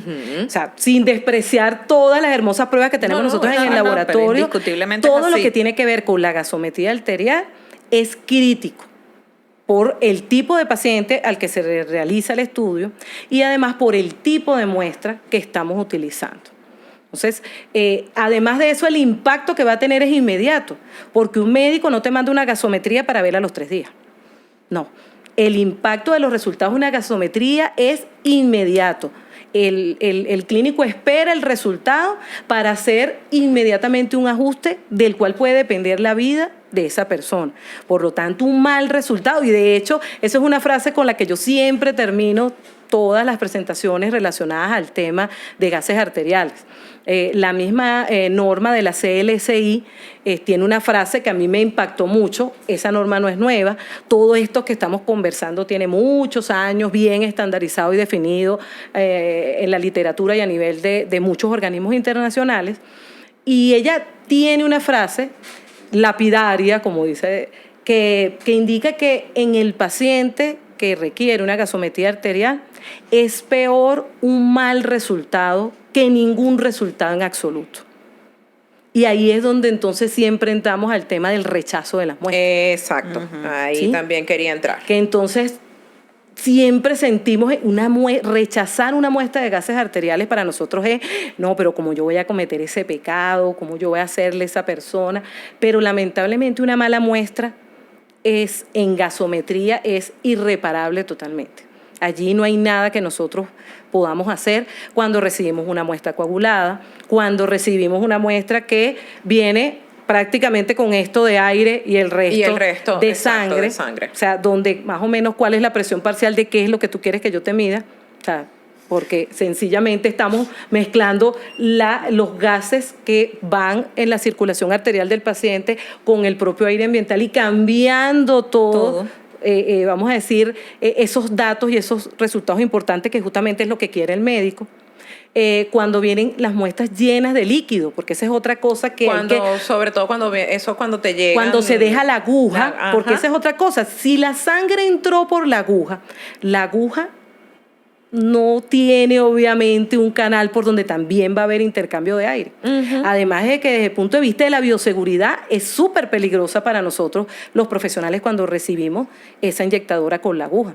No, y para el paciente que está, o sea, me estoy yendo solamente a la parte del paciente que está en un centro público de salud que no cuenta con el equipo de gasometría y son las 11 de la noche y te llega porque es que me ha pasado tantas veces que me da dolor, Claro. Es que da dolor. Pobrecitos, Entonces que uno, que uno anden no es que dando la tumbo. quiere cuando a mí me da dolor genuinamente cuando tengo que rebotarle la muestra a un paciente. Sí. Cuando tengo que rechazarla y veo el dolor, pero es que me dijeron que esto es urgente, que sí, señora, es urgente, es Efectivamente, verdad. Pero efectivamente no se lo es puedo recibir urgentísimo. así. Pero y si usted bota el agua que está allá adentro y yo igual no sirve, lamentablemente no funciona así. Porque Lo que sí le puedo decir es que se viene para acá inmediatamente, pero no pierda tiempo, en lo que le entrega la muestra al médico, usted viene para acá y yo se la proceso, eso va a estar listo en 3 minutos, o lo que se echa el equipo, entre pasarla y cómo se va a transcribirla. Ya está. Claro. Más nada. Entonces, pero eso, y el susto del paciente, o sea, todo un tema allí que, complicado. oye, vamos a procurar, si hay que procurar hacer bien todas las muestras, justamente por el impacto de la decisión clínica que tiene que tomar el médico al momento del reporte de esos gases. Coño, vamos a tomar bien esos gases, ¿vale? O sea, vamos a tomarlos bien. En el laboratorio hay un gran dilema con los gases, porque la mayoría de esas muestras no las tomamos nosotros, ni ningún profesional directamente relacionado o asistente de nuestra institución, de nuestra organización. Entonces, a veces hay personas que sienten como que, bueno, eso no es responsabilidad mía, esa es una muestra que viene tomada, yo sencillamente la proceso, la reporto y listo. Pero no. Nosotros como profesionales de laboratorio somos responsables de todo el proceso, incluyendo de la garantía de la calidad de esa muestra. Exactamente. ¿Cuál es el problema? Que como hay muchas otras personas puertas afuera del laboratorio encargadas de eso, ¿qué debemos nosotros hacer? Y entonces viene la pregunta como que, ajá, pero entonces ¿cómo hacemos? Bueno, lo primero que tenemos que hacer siempre será asesoría y educación. Eso es parte de nuestro rol como profesionales del bioanálisis. La asesoría y la educación que nosotros podamos dar a médicos, enfermeras, trabajar en contacto con esos profesionales que toman las muestras, ¿sí? Y además formarnos nosotros mismos para poder entender hasta qué punto nosotros podemos aceptar una muestra con ciertas condiciones y hasta qué punto es que es peor el daño que le estamos haciendo. Y como tú muy bien lo dices, un paciente que se encuentra en un hospital bastante golpeado ya por muchas situaciones que no vamos a mencionar y que encima tiene que trasladarse rápidamente a un sitio, muchas veces hasta pidiendo prestado para poder pagar un examen, que al final tú tengas una mala muestra, ahí es donde se presenta esa disyuntiva. Bueno, si se la proceso, ese resultado obviamente es un resultado totalmente inadecuado y alterado. Pueden pasar dos cosas, que el médico al final igualmente se dé cuenta y diga, mira, esto no me cuadra a mí con nada y yo mando a repetir la muestra, o peor aún, el médico tome decisiones con ese resultado y termine afectando la seguridad del paciente. ¿Qué han hecho algunos laboratorios? Y hemos observado con mucha, vamos a decir, con mucha alegría, empezar a trabajar mejor esas relaciones entre los diferentes profesionales. Si yo estoy en una clínica, yo trabajo con mi cuerpo médico, trabajo con mi cuerpo de enfermera, en que tengan el material adecuado, en que sepan utilizarlo, en que sepan las razones por las cuales nosotros en ciertos momentos tenemos que rechazar una muestra para que entre todos garanticemos un buen resultado. Y en el caso de laboratorios que reciben muestras constantemente de hospitales que están cercanos, ellos están trabajando con el cuerpo médico, promoviendo actividades de capacitación, de formación, de concientización del personal para que entiendan todos los pasos necesarios que se deben seguir para una buena muestra y el por qué, porque a veces ellos no entienden por qué. Y de hecho una vez que hicimos una actividad en el Hospital José Gregorio Hernández con los residentes, organizada por un neumonólogo muy querido por nosotros, el doctor Guzmán, había médicos que nos decían, pero es que a mí lo que me gusta de esto es que ustedes me están diciendo el por qué. Y no sencillamente me está diciendo, no, eso no sirve, se repite esa muestra. Porque también a veces, de repente nosotros... Sí, hay de parte y parte. Ahí, si bien ustedes nos formaron, porque tengo de verdad que admitirlo, durante todo lo que estudié, durante todo el tiempo que estuve en la escuela. No estuvo tanto, ella es exagerada. Estuve más que el promedio. Estuve más de lo que dice el libro de la OPSU que uno debe estar. Entonces, siempre ustedes nos recalcaron que la comunicación entre médicos, entre personal de salud en general, todo el equipo de atención, todo el equipo de atención médica tiene que ser efectiva. Y desde aquí, desde nuestra trinchera, lo recalcamos uno full. tiene que, agarrar y hablar. Pero uno se conoce cada colega, mami, que de verdad, pero ¿por qué lo vas a patear? Explícale, en vez de decir, esto no sé, porque inclusive Conversa. lo hace con los mismos pacientes. Sí. O sea, ay no, Eso está mal tomado. eso está mal tomado. Y la gente... y la gente con la desesperación, la lágrima, Exacto. la cosa, el impacto psicológico, el tema. Y entonces, bueno, explícale por qué no le, igual que me ha pasado. Pero si tú descartas eso cuando están los gases coagulados, Pobrecito. si le botas el coágulo, y ojo, joven, Hay gente que lo hace. profesionales de la salud, enfermeras y médicos me han dicho, y si descartas el coágulo, no puedes utilizar el resto de la muestra. Bueno, a mí me dijeron que podía pasar del tubo morado al tubo rojo, que eso se coagulaba igual. Me encantó, me encantó. Oye, hay pero niveles, sí, hay cosas. no, y era Entonces personal de es eso, salud. Claro, O sea, pero es explicarle falta de conocimiento. conocimiento. Es falta de conocimiento y eso es lo que nosotros tenemos que fomentar. Y estos espacios justamente debemos desarrollarlos para eso y debemos crear otros espacios de entendimiento, no solo para este tema, este es uno de los tantos temas, para nosotros poder tener, vamos a decir, esa oportunidad de explicarle por qué de las cosas que nosotros a veces nos ponemos así quisquillosas y además darle la oportunidad a ellos también que conozcan y que hagan las cosas bien. Porque ninguno actúa por maldad. Yo estoy segura que ninguno de los profesionales, ni médicos, ni enfermeras, que de repente hacen una mala recolección de muestras, lo hacen porque la quieran hacer mal. De hecho, ellos necesitan el resultado. Claro. Ellos lo hacen porque no tienen el conocimiento y ahí es donde entramos nosotros para poder fortalecer esos conocimientos en pro del paciente. Porque, como decíamos antes, somos un equipo. Y en ese equipo, el que está en el centro es el paciente. Y todos jugamos a favor de ese paciente. Eso es lo que nos interesa. 2 cositas. La primera, ¿quieres agua? Aquí tengo mi tecito. Tienes tu té, ok, porque es que estamos hablando y yo dije, No, ya es hora de tomar agua. Voy a aprovechar este tema del agua porque vamos a tener que hacer un breakcito porque el estacionamiento lo cierran a las ok, pronto. Otra vez. A las pronto otra vez. Otra vez. Entonces, las personas implicadas en los vehículos. En el movimiento de los vehículos, exacto. El tuyo está afuera, el de nosotros sí está adentro, el de ustedes no. Somos los únicos. Ya, bueno, ya que acordamos. Dame la llave. No la tengo yo. Y que pueden ir tranquilos. Exacto, yo voy a... Sí, ya iba pero es que para estaba eso, todavía iba para eso, falta. pero Ya va, espérate, pero dame chance. No te me atrases, pero no te me adelantes. No, gracias por... lo que pasa es que justo estamos bienvenidos al micromundo de todo un procedimiento, porque es que es todo. Es el dispositivo per se. Es la heparina, qué heparina tengo que utilizar y por qué. O sea, la gente... O sea, el tema es que es tan complicado. Yo de verdad, yo los admiro a ustedes con el tema de la calidad, porque es tan complejo.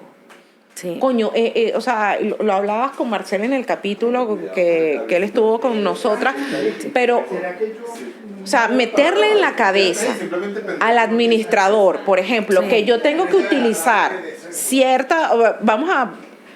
me voy a ir a lo más rudimentario, me voy a ir a la ampolla de heparina. Exacto.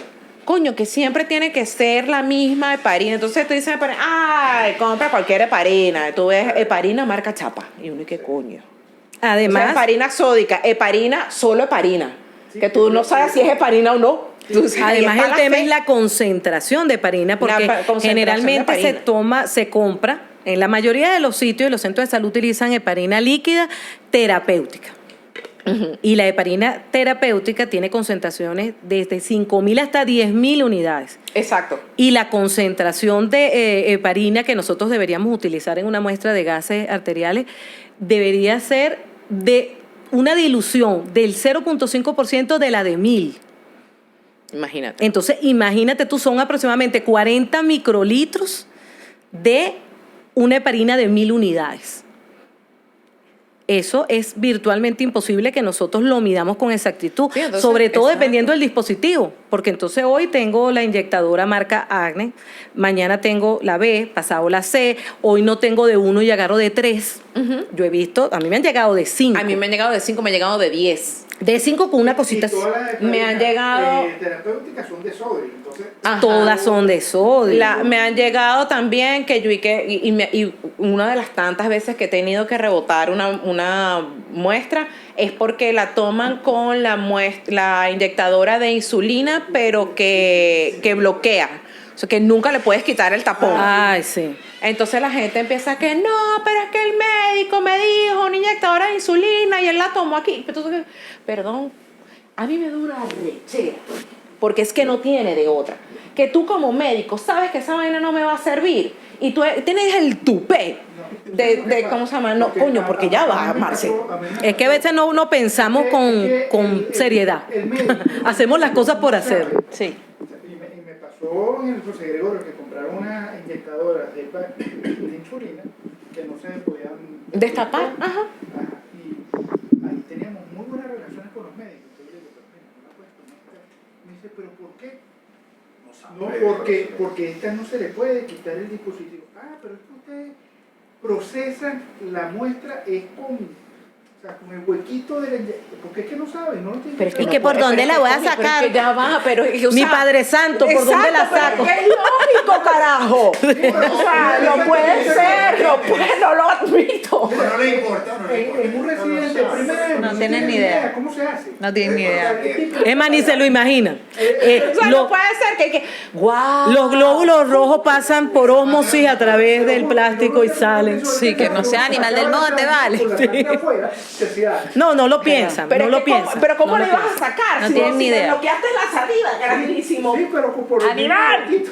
O sea, Ay, no, yo creo que es que las agujas dobladas. Ah, es un eso clásico. es el Es un top. clásico. Eso es el top. Explícame. Eso es un clásico. Que Sí, doblan dobla la aguja ¿Por para qué? porque les han dicho, alguien les dijo, como acabo de decir, mira, no puedes llevarlo con la aguja porque por ahí hay intercambio. Ah, bueno, para bloquearla doblo la aguja. Ah, claro, o sea, es que el aire solo es unilateral. No. O sea, el aire pasa es así. No, y no solo así. eso, no solo eso, sino que eso es un arma mortal. Claro. Imagínate tú recibir un envase con 10 de esas Ajá. Y tiene que sacar. y tener que ver. El Garfio, Capitán Sí, Garfio sí, lo sí, llaman. Yo en el hospital Qué tuve belleza. que llevar de mi casa una pinza. Una pinza de esas de electricidad que tiene la puntica así, no sé si tienen un nombre, pero Sí, una sí, pinza sí, de sí, esas. un alicate. Y yo con esa pinza, sí, las que son finitas, delgaditas, sí, que son largas. Y yo con eso sacaba la aguja. Además que no puedes ni mezclar, porque esa es otra cosa. Ajá. Tú tienes que mezclar la muestra para poder ingresar al equipo. Ajá. Sí. Entonces tú con esa cosa que te da, tú dices, no. No, ¿Cómo entre eso, haces? no, y entonces El aparte, Y la broma y que... ¿cómo se llama? Está mojado porque entonces lo meten todo en el vaso comunitario. Sí. Porque, a ver, cuando están en un hospital, cuando está uno en un hospital, entonces empiezan, toma muestra, entonces sale el residente, ¡güey! Y te mandan 10 gases todos en el mismo vaso con hielo. Y tú, ¿y qué? Maldita sea. O sea, de verdad. Doblado y todo parece un hecho sangriento de Dexter, o sea, le Dexter. cayeron a machetazos. Entonces uno, por más medidas de bioseguridad, uno debería tener, ¿qué te digo yo?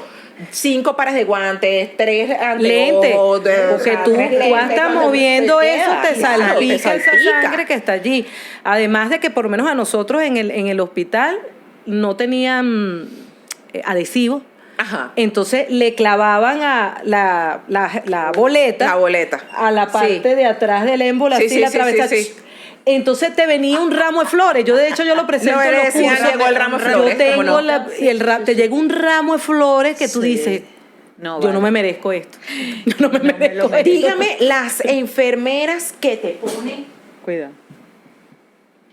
la etiqueta Aquí, esas son geniales también. Ah, genios. Sí, sí. entonces tú no... Tú lo tú vas a meter la... ¿tú qué? Sí. Sí, entonces tienes que agarrar, romper la etiqueta, pedir a- una nueva. no, Yo pedí una nueva. ¿Cuál es? primero entender el nombre de paciente. allí para poder identificar dentro del ramillete. Ajá. ¿Quién era Tú quién? con los ¿Quién era guantes quién? quitarle eso que se pega, que cuesta, que... Horrible. No, Sí, o sea, porque 3 basta horas que, y tú todavía basta intentando. que uno necesite despegar la vaina para que no se despegue, pero si le necesitaras pegar, no se pega. No se pega. Sí, Normal. y uno hay que... La Así otra cosa funciona. que me parece interesante es la pregunta de las competencias, porque si es un acto médico o no. Yo creo que es una cosa muy a lo personal. Muchas veces yo preferiría que el médico, que muchos médicos no tomaran la muestra, porque Aquí tienen- siguieron hablando. tienen la posibilidad, pero no tienen la competencia ni expertise. Cosas distintas que tienen las enfermeras, y sobre Sí. todo cuando se adhieren. Ujú. El médico es muy malo tomando muestras arteriales o venas. Sí. Realmente, muy malo. Sí, sí. O sea, la toma, pero toma mal. O sea, Sale como sea. Sale sale como como sea. sea. A todo Porque el riesgo. paso del médico, o sea, Ahora, esa realmente debería hacerlo el internista, el intensivista, perdón. No hay nada definido. No hay nada. No hay, Pero no hay un definido. marco legal. No. yo pienso que las enfermeras podrían En tener algunos mejores países las enfermeras competencias. lo hacen. Hay un documento de Croacia, creo que es bien interesante, sobre toma de muestras de gases arteriales, donde ellos sí tienen una tabla, ellos sí tienen legislado esto, quién va a hacer cada cosa. Esto lo hace este lo hace este Me lo hace encanta este cuando lo hace la este. gente se ordena. Que me encantaría ir a Croacia. ¿Ya estamos listos? Ya estamos bueno, listos. volvemos. Entonces, bueno, volvemos. Aquí no paramos, la verdad. Seguimos conversando lo mismo, pero Exacto, ya está. sí, aquí, pero no. Estábamos hablando entonces de los porqués. Que una de las cosas que tenemos que hacer es educar a todo el personal implicado en la toma de muestra el porqué de las cosas. Sí. Entonces, uno de esos tantos porqués, y esto va creo que desde el administrador de, ¿cómo se llama?, del centro de salud. Sí. Que porque el administrador al final es el que compra las cosas. Muchas veces El bueno, jefe tú de porque tú eres compra, todas, pues. Es que yo Sí, no lo tú sé eres decir todo. porque yo tengo muchos nombres. Pero todos los que trabajamos en centros de salud grandes tenemos esa figura pues de administrador o gerente de compras. Ajá. Que es el encargado de realizar las compras del laboratorio. Un agarro no pide y va el gerente de compras y él por lo general siempre te va a comprar más barato. Pide 3 presupuestos, la regla Exacto. de los 3 presupuestos. La regla de los 3 presupuestos y ahí es cuando viene esa pugna sabrosa entre explicarle al administrador por qué no me puedes comprar X o Y material. Ajá. Y uno tiene que demostrarlo. Pero entonces, ¿sabes qué es chévere de este espacio? Y porque cada pulpero debe lavar su queso, como decía Aquiles Nazoa. Es que nosotros tenemos aquí a gente que sabe. Y la profe va a explicar por qué no puedes utilizar heparina sódica a la hora de hacer una toma de gases arteriales y o venosos. Y no lo preparen ustedes. Exacto. Sí, no importa si le dicen, usted agarra y lo sube, lo mete y lo saca y lo mete y entonces eso ya se curó. Esa es típica.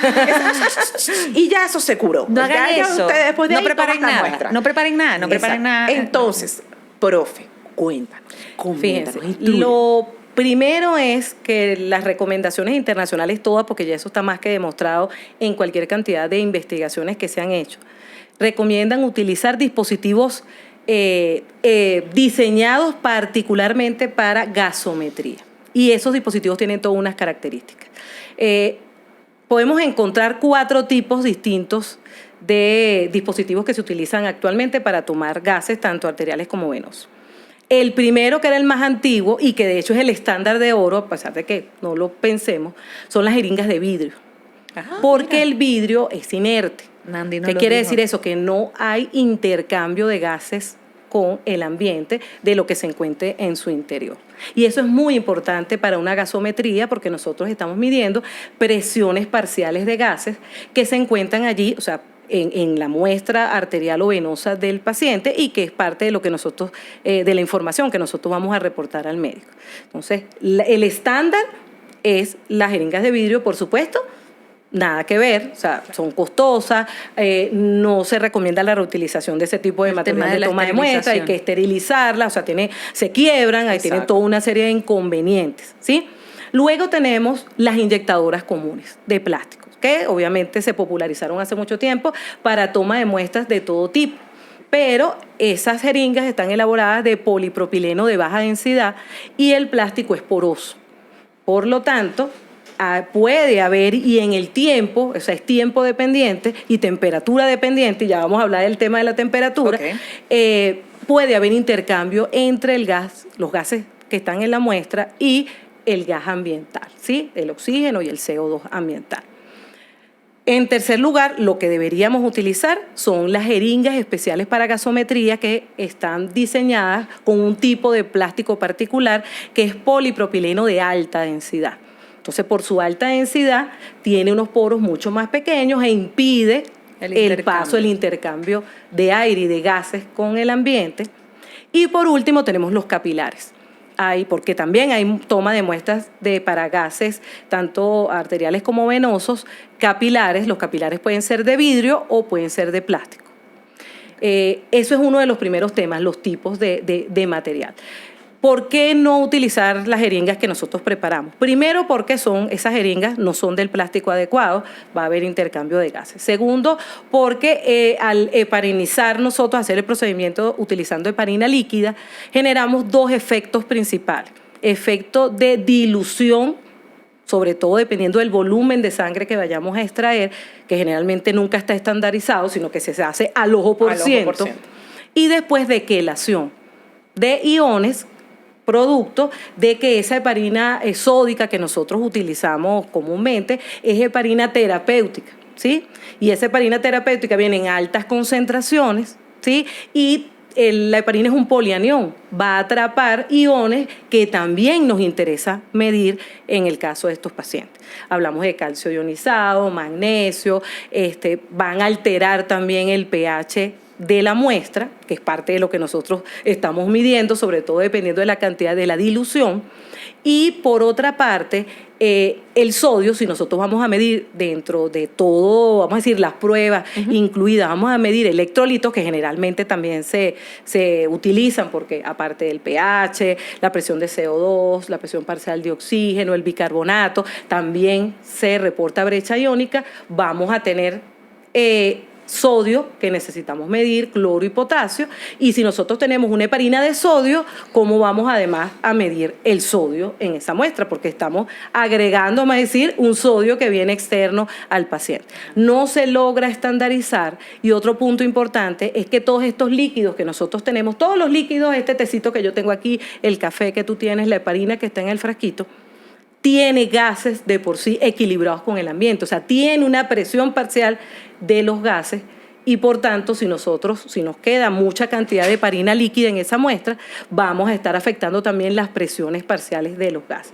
Entonces, por múltiples razones, o sea, todo hay mal medido, cualquier cantidad de razones por las cuales cero heparina líquida, además de que, como estábamos comentando hace rato, utilizamos diferentes tipos de jeringas, diferentes concentraciones de heparina, la heparina que primero se consigue allí, así sea de 10.000 unidades, dale, que esa sirve. Cada jeringa distinta, de acuerdo al fabricante, de acuerdo al volumen, tiene un espacio muerto, ¿sí? Okay. Entonces nosotros no podemos precisar cuánto cuando nosotros vaciamos. Decimos, no, pero yo saqué todo lo que había ahí, yo la enjuagué 2 veces y saqué todo. Pero ¿cuál es el espacio muerto? Ese espacio muerto, ¿qué concentración de heparina hay? Esa concentración de heparina, ¿para qué volumen de sangre es? Para lograr la anticoagulación completa sin exceso y sin dilución de todo lo que se mide allí. Entonces, no se debe utilizar heparina líquida, heparina de sodio. ¿Cuál es la recomendación? En estas jeringas especiales para gasometría tenemos la heparina de litio, que viene liofilizada, ¿sí? O seca. En algunos dispositivos viene como una pastillita, ¿sí? Okay. Se puede ver como una cosita que tiene adentro, que es la heparina seca. En otros, como en este tipo de jeringa, viene en las paredes, la rocían en las paredes, como los tubos taparroja que viene con la trombina igualito, para que cuando vaya ingresando la sangre, ella va golpeando las paredes y se va mezclando con el anticoagulante. Además, otra de las ventajas que tienen este tipo de jeringas especiales es que vienen con heparina de litio equilibrada o balanceada con electrolitos. ¿Y qué quiere decir esto? Que esos sitios de unión ya vienen preunidos con litio, con calcio o con litio zinc, para que se preserve la cantidad de electrolitos que tiene la muestra del paciente y no haya unión y no haya pérdida por quelación de ninguno de estos iones, que también va a ser importante determinar en estos pacientes. Entonces, esas son, vamos a decir, todas las condiciones ideales que debería tener la jeringa que utilizamos. ¿Eso lo podemos lograr nosotros preparando en el laboratorio? No. Entonces, es una práctica que tenemos que eliminar, porque además, yo siempre le repito esto a todos los colegas cuando vamos a los cursos, a las formaciones, nosotros debemos ser enemigos de la variación, porque la variación crea diferencias en los resultados que reportamos a los pacientes y eso afecta la toma de decisiones de los médicos. Todo lo que nosotros estemos cambiando constantemente o que no esté bien estandarizado genera variación en nuestros resultados. Y si tenemos un paciente que se viene controlando con nosotros, un paciente que está en terapia, por ejemplo, y que le están adaptando su terapia de oxígeno porque está intubado, porque está en situación crítica, y nosotros hoy la preparo con una inyectadora, mañana con otro, ya agarro una tipo de heparina líquida, hoy no le saqué suficiente y le dejé unas goticas más porque la vez pasada me regañaron porque se coaguló, entonces mejor no le boto todo, sino le dejo un poquitico. Eso crea siempre variación en los resultados y impacto. De hecho, las propias jeringas de gasometría especiales y comerciales se ha podido determinar que hay diferencias en los resultados dependiendo de la marca y el tipo de jeringa que estamos utilizando. O sea, que hasta la etapa posanalítica, fíjense cómo se une la preanalítica con la posanalítica. Totalmente. Con el tema de los intervalos biológicos de referencia. Porque eso afecta el resultado que nosotros estamos reportando al paciente. Y el último dispositivo son los capilares, que aquí muy pocos. Sí. Yo realmente, de hecho, en el mercado no he visto mucha cantidad de este tipo. En los congresos, antes cuando nosotros asistíamos hacia congresos y venía, mira, y nos mostraban, por allí yo creo que en la casa tenemos uno, esos dispositivos vienen también preparinizados y tienen 2 taponcitos para cubrir los extremos. Después que se toma la muestra y se llena, tienen como una varilla de metal interna y traen un imán para poder mezclar. Ah, qué cool. Sí, para poder mezclar la muestra, tanto para que obviamente se integre con el anticoagulante y no se nos vaya a coagular, Gracias. y además para mezclarlo y poder insertarlo en los dispositivos, porque podemos utilizar muestras de sangre arterial que tienen un uso sobre todo para evaluar la oxigenación, ventilación y el equilibrio ácido-base. Podemos tener muestras para gases venosos que son principalmente para evaluar el equilibrio ácido-base, pero también, y hay muchos países donde se utilizan mucho, las muestras de sangre capilar arterializadas, ¿sí? Ok. Donde también se puede evaluar, siguiendo la técnica correcta de extracción, el equilibrio ácido-base. Hay buenos resultados con la presión de CO2 y la única diferencia es la presión parcial de oxígeno.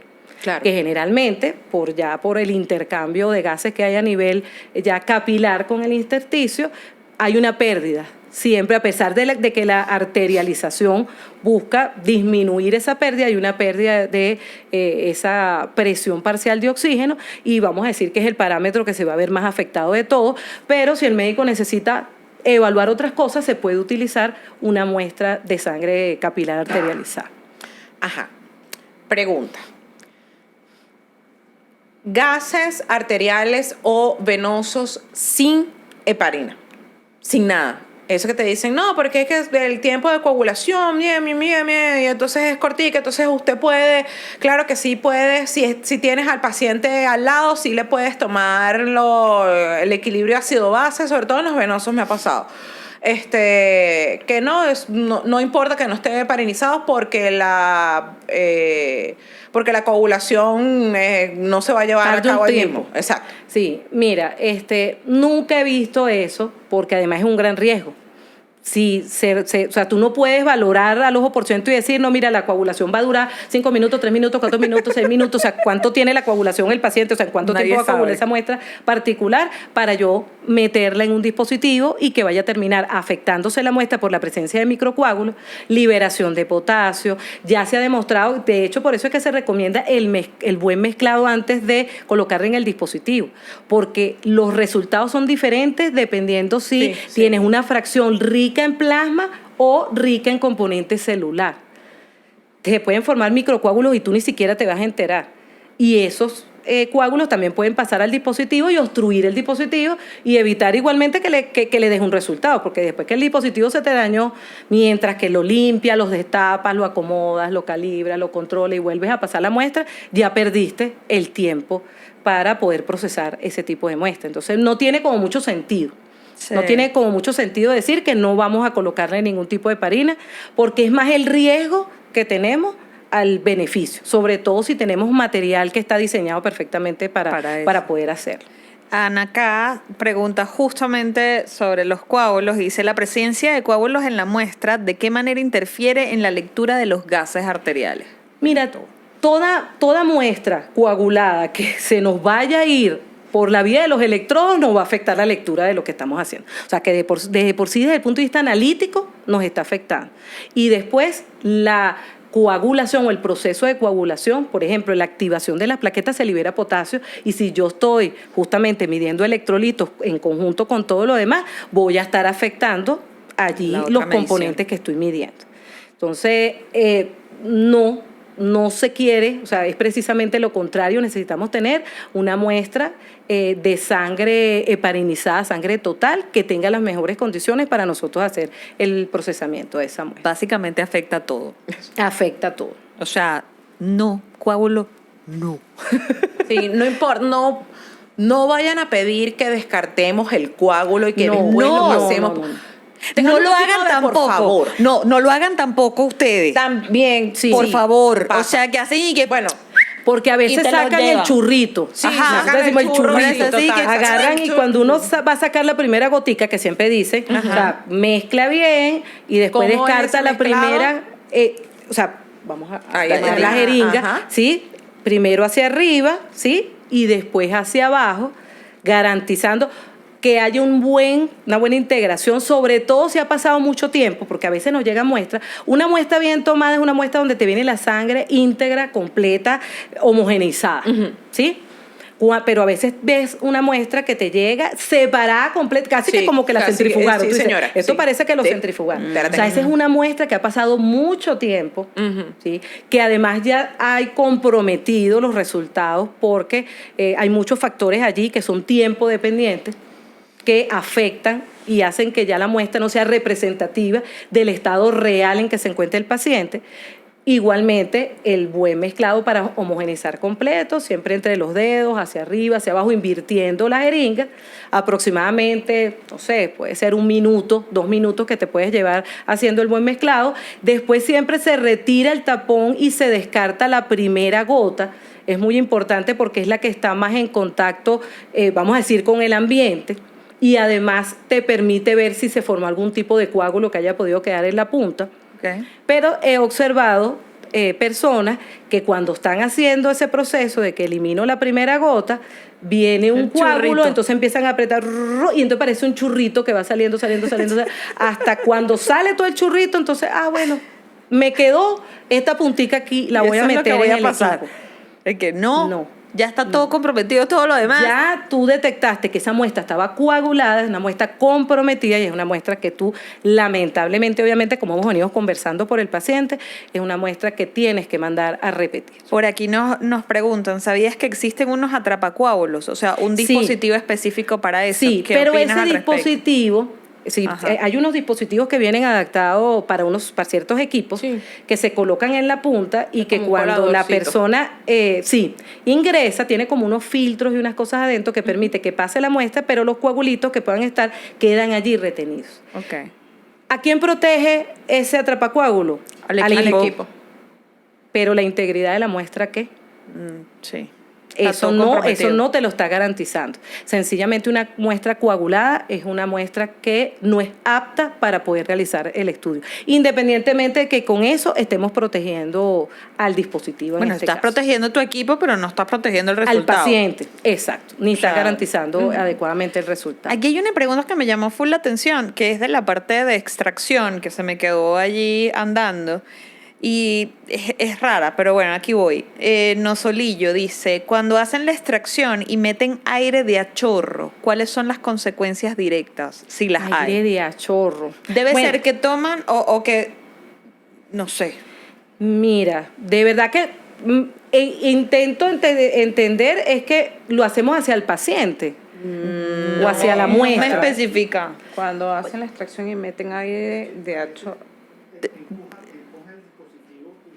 El profe le está aquí Sí, soplando. o sea, si es hacia el paciente, o sea, por ejemplo, Ajá. yo tengo la jeringa así Ajá. y Entra. funciono la Ajá. arteria. Ujú. Si yo obviamente ingreso aire, estoy ingresando aire en la arteria, eso es peligrosísimo para el Ajá, paciente. claro. O sea, Ajá. eso Ahí no está se la debe primera hacer. consecuencia, Eso no gracias. se debe hacer y no tendría ninguna razón de ser, porque ellas vienen así es para que con el pulso arterial se llene. O sea, yo no tengo por qué empujar el émbolo. De hecho, no se recomienda que se ale.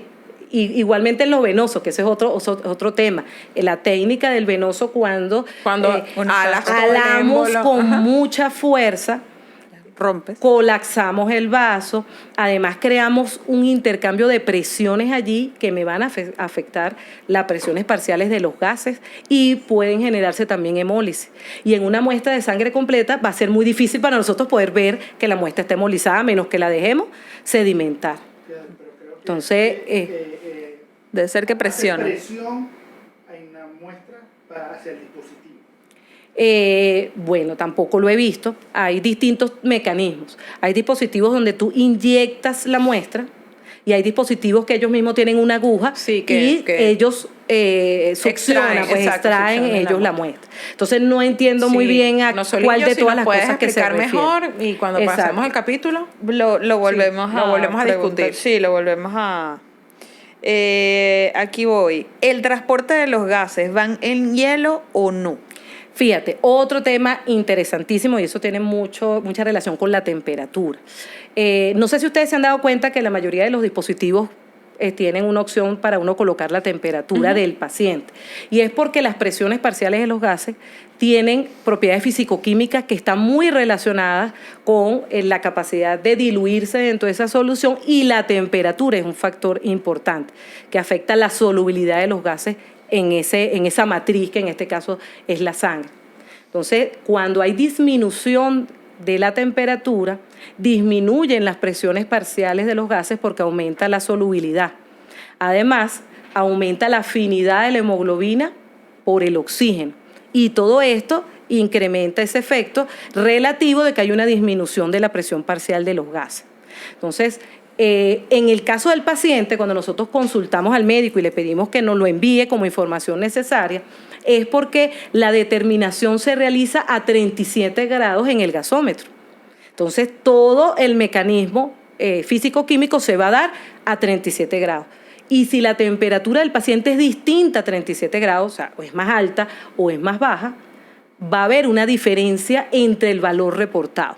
Por eso estos equipos, cuando tú le colocas la temperatura del paciente, ellos te hacen dos tipos de reporte. Un reporte de lo que midieron exactamente a 37 grados y otro reporte de los parámetros corregidos a la temperatura del paciente. Eso por un lado, es importante que nosotros le solicitemos al médico la temperatura, igual que otras informaciones relacionadas al paciente para poder validar el resultado.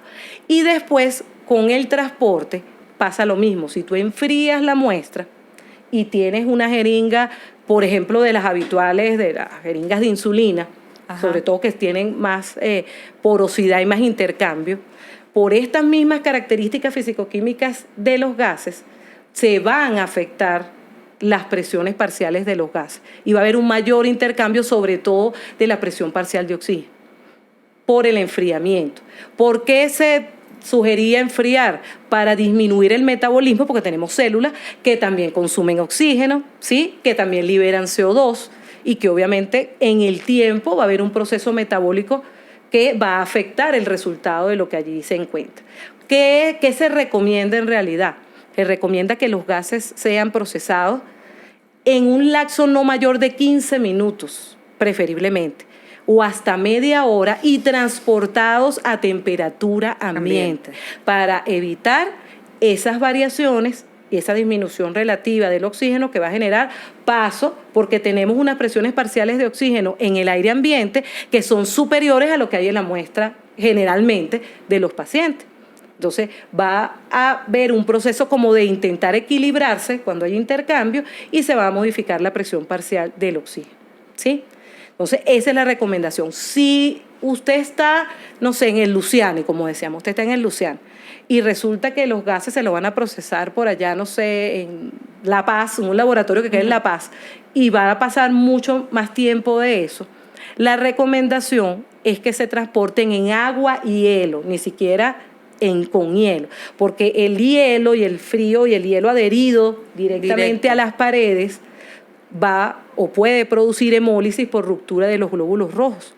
Entonces afecta a la muestra. Entonces en agua y hielo, protegido el dispositivo, porque obviamente si tenemos esta realidad de que utilizan una jeringa común, heparinizada por ustedes mismos, casera, y encima el que toma la muestra le deja la aguja, la metes en agua con hielo y ¿qué va a pasar?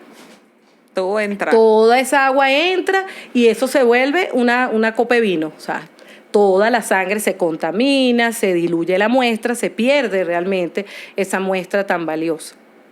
La recomendación, de hecho, de las guías internacionales, como la CP46, como todos los documentos de consenso, es que sea procesada lo más pronto posible. Yo siempre le digo a mis alumnos, usted está trabajando en el laboratorio y hay dos cosas que van a parar lo que usted esté haciendo inmediatamente.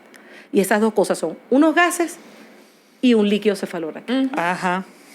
Inmediatamente usted suspende lo que está haciendo y va a procesar esos gases arteriales porque la afectación de esa muestra, la pérdida de la integridad de esa muestra es tiempo dependiente. Sí, totalmente. O sea, a medida que va corriendo ese cronómetro, esa muestra va perdiendo propiedades y se va alejando de los resultados reales del paciente. Y además que es son muestras vitales, o sea, son muestras Exacto. que necesitan el resultado que además es la condición del paciente, que generalmente son pacientes críticos, o sea, hay una cantidad de cosas.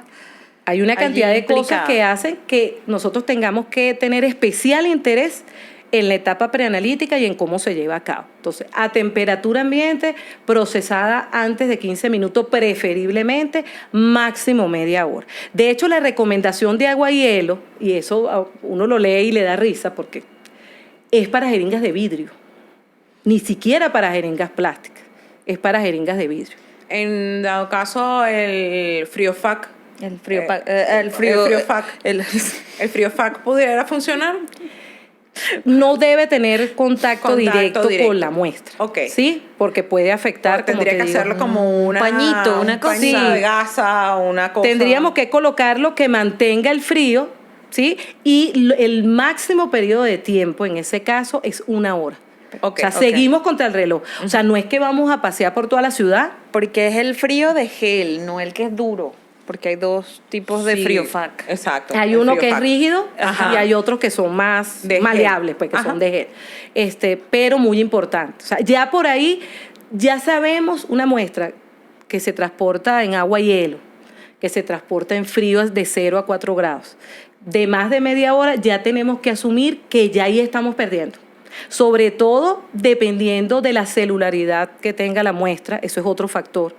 Si un paciente ya sabemos que tiene alta cantidad de leucocitos, de plaquetas en esa muestra, obviamente tiene que haber una mayor premura Corre en el más. análisis que se realice de esa muestra. Ya tenías que correr con esas Ya características, con corres ese más. paciente que ya tú, porque llegaron otros exámenes y ya tú le hiciste una hematología y sabes que el paciente tiene alta cantidad de celularidad en la muestra, ya tú sabes que el tiempo es más pequeño ahora, es mucho más pequeño del que tenías antes. Ok. Dentro de las preguntas que tenemos, ya ahora sí es en la fase analítica, Chofis Millán dice, a los equipos, asumo, ¿se les pasa un control y se calibran diariamente? Mira, cada equipo tiene sus protocolos de calibración. El control Ok. de calidad es otra cosa. El control de calidad es el seguimiento que nosotros tenemos que hacerle a las variaciones analíticas que tenga el dispositivo y eso depende mucho de los protocolos de laboratorio y del equipo y la estabilidad del equipo. Hay regulaciones en algunos países donde un gasómetro, se le tiene que hacer control de calidad 3 veces al día. Nosotros no tenemos ningún tipo de regulación, Al respecto. pero hay que considerar una cosa, un error en una prueba de gases es un error que va a tener un impacto directo, rápido en el paciente, porque afecta la toma de decisiones inmediata del médico. Por lo tanto, es una prueba crítica, una prueba de alto riesgo, donde un mal resultado realmente puede comprometer la vida del paciente. Por lo tanto, hay que considerar allí, bajo la visión de gestión del riesgo, la cantidad de material de control y de frecuencia del control de calidad que nosotros vamos a utilizar en este tipo de dispositivos. Con relación a la calibración, va muy atada al tipo de equipo. Hay equipos donde tienen una calibración de 2 puntos que se hace cada 3 horas, cada 6 horas, y una calibración de 1 punto que confirma, vamos a decir, que se mantiene la otra calibración con una mayor frecuencia. Pero eso depende básicamente del dispositivo que estén usando. Tienen que referirse al manual del equipo y ver cuáles son las características y las recomendaciones del fabricante. Igualmente con el mantenimiento. O sea, son equipos que van a estar constantemente con sus membranas en contacto con proteínas, con lípidos provenientes de la sangre del paciente. Por lo tanto, tenemos que ser muy rigurosos con el mantenimiento para que no haya errores de lectura y afectación de los electrodos en el momento del procesamiento de las muestras. Igual todo depende de las políticas de cada laboratorio y Exactamente. léanse los manuales. del equipo. Léanse los manuales, es su libro de consulta de cabecera de la. Y a partir de allí toman decisiones. Todo tiene literatura. Todo. las jeringas, los tubos de extracción, a veces cuando comentamos, hablando de la fase preanalítica, las gravedades, el tiempo, el mezclado de los tubos, la temperatura de conservación de los tubos, todo eso viene en el inserto de los tubos y la gente se queda así, el tubo tiene un inserto. Y hay que mantener una temperatura. Y aquello agarran el hueco más caluroso y más húmedo, húmedo, lleno de la gotera. Ahí guardamos nosotros el depósito así en el fondo. Sí. Donde vengan los hongos así, que claro que sí podemos. Claro, sí. amiga, estás aquí. Todo en el laboratorio tiene especificaciones del fabricante, si tenemos fabricantes serios, ojo. Si porque tenemos se han visto fabricantes casos. Me gusta la serios, frase. Me encantó. Si hay Lo vamos a dejar para los reels. Sí. Para que la gente se vuelva loca ahí en los comentarios. Fabricantes serios que cumplan con las normativas nacionales, que tengan sus permisos sanitarios al día, que den la cara y que sean responsables de lo que estén distribuyendo. Si hay algún problema. Que den el servicio postventa cuando haya algún tipo de queja. Esos son fabricantes serios. Sí, eso es. Villana pregunta, ¿cuál dato es mejor, la base exceso o la base exceso efectiva?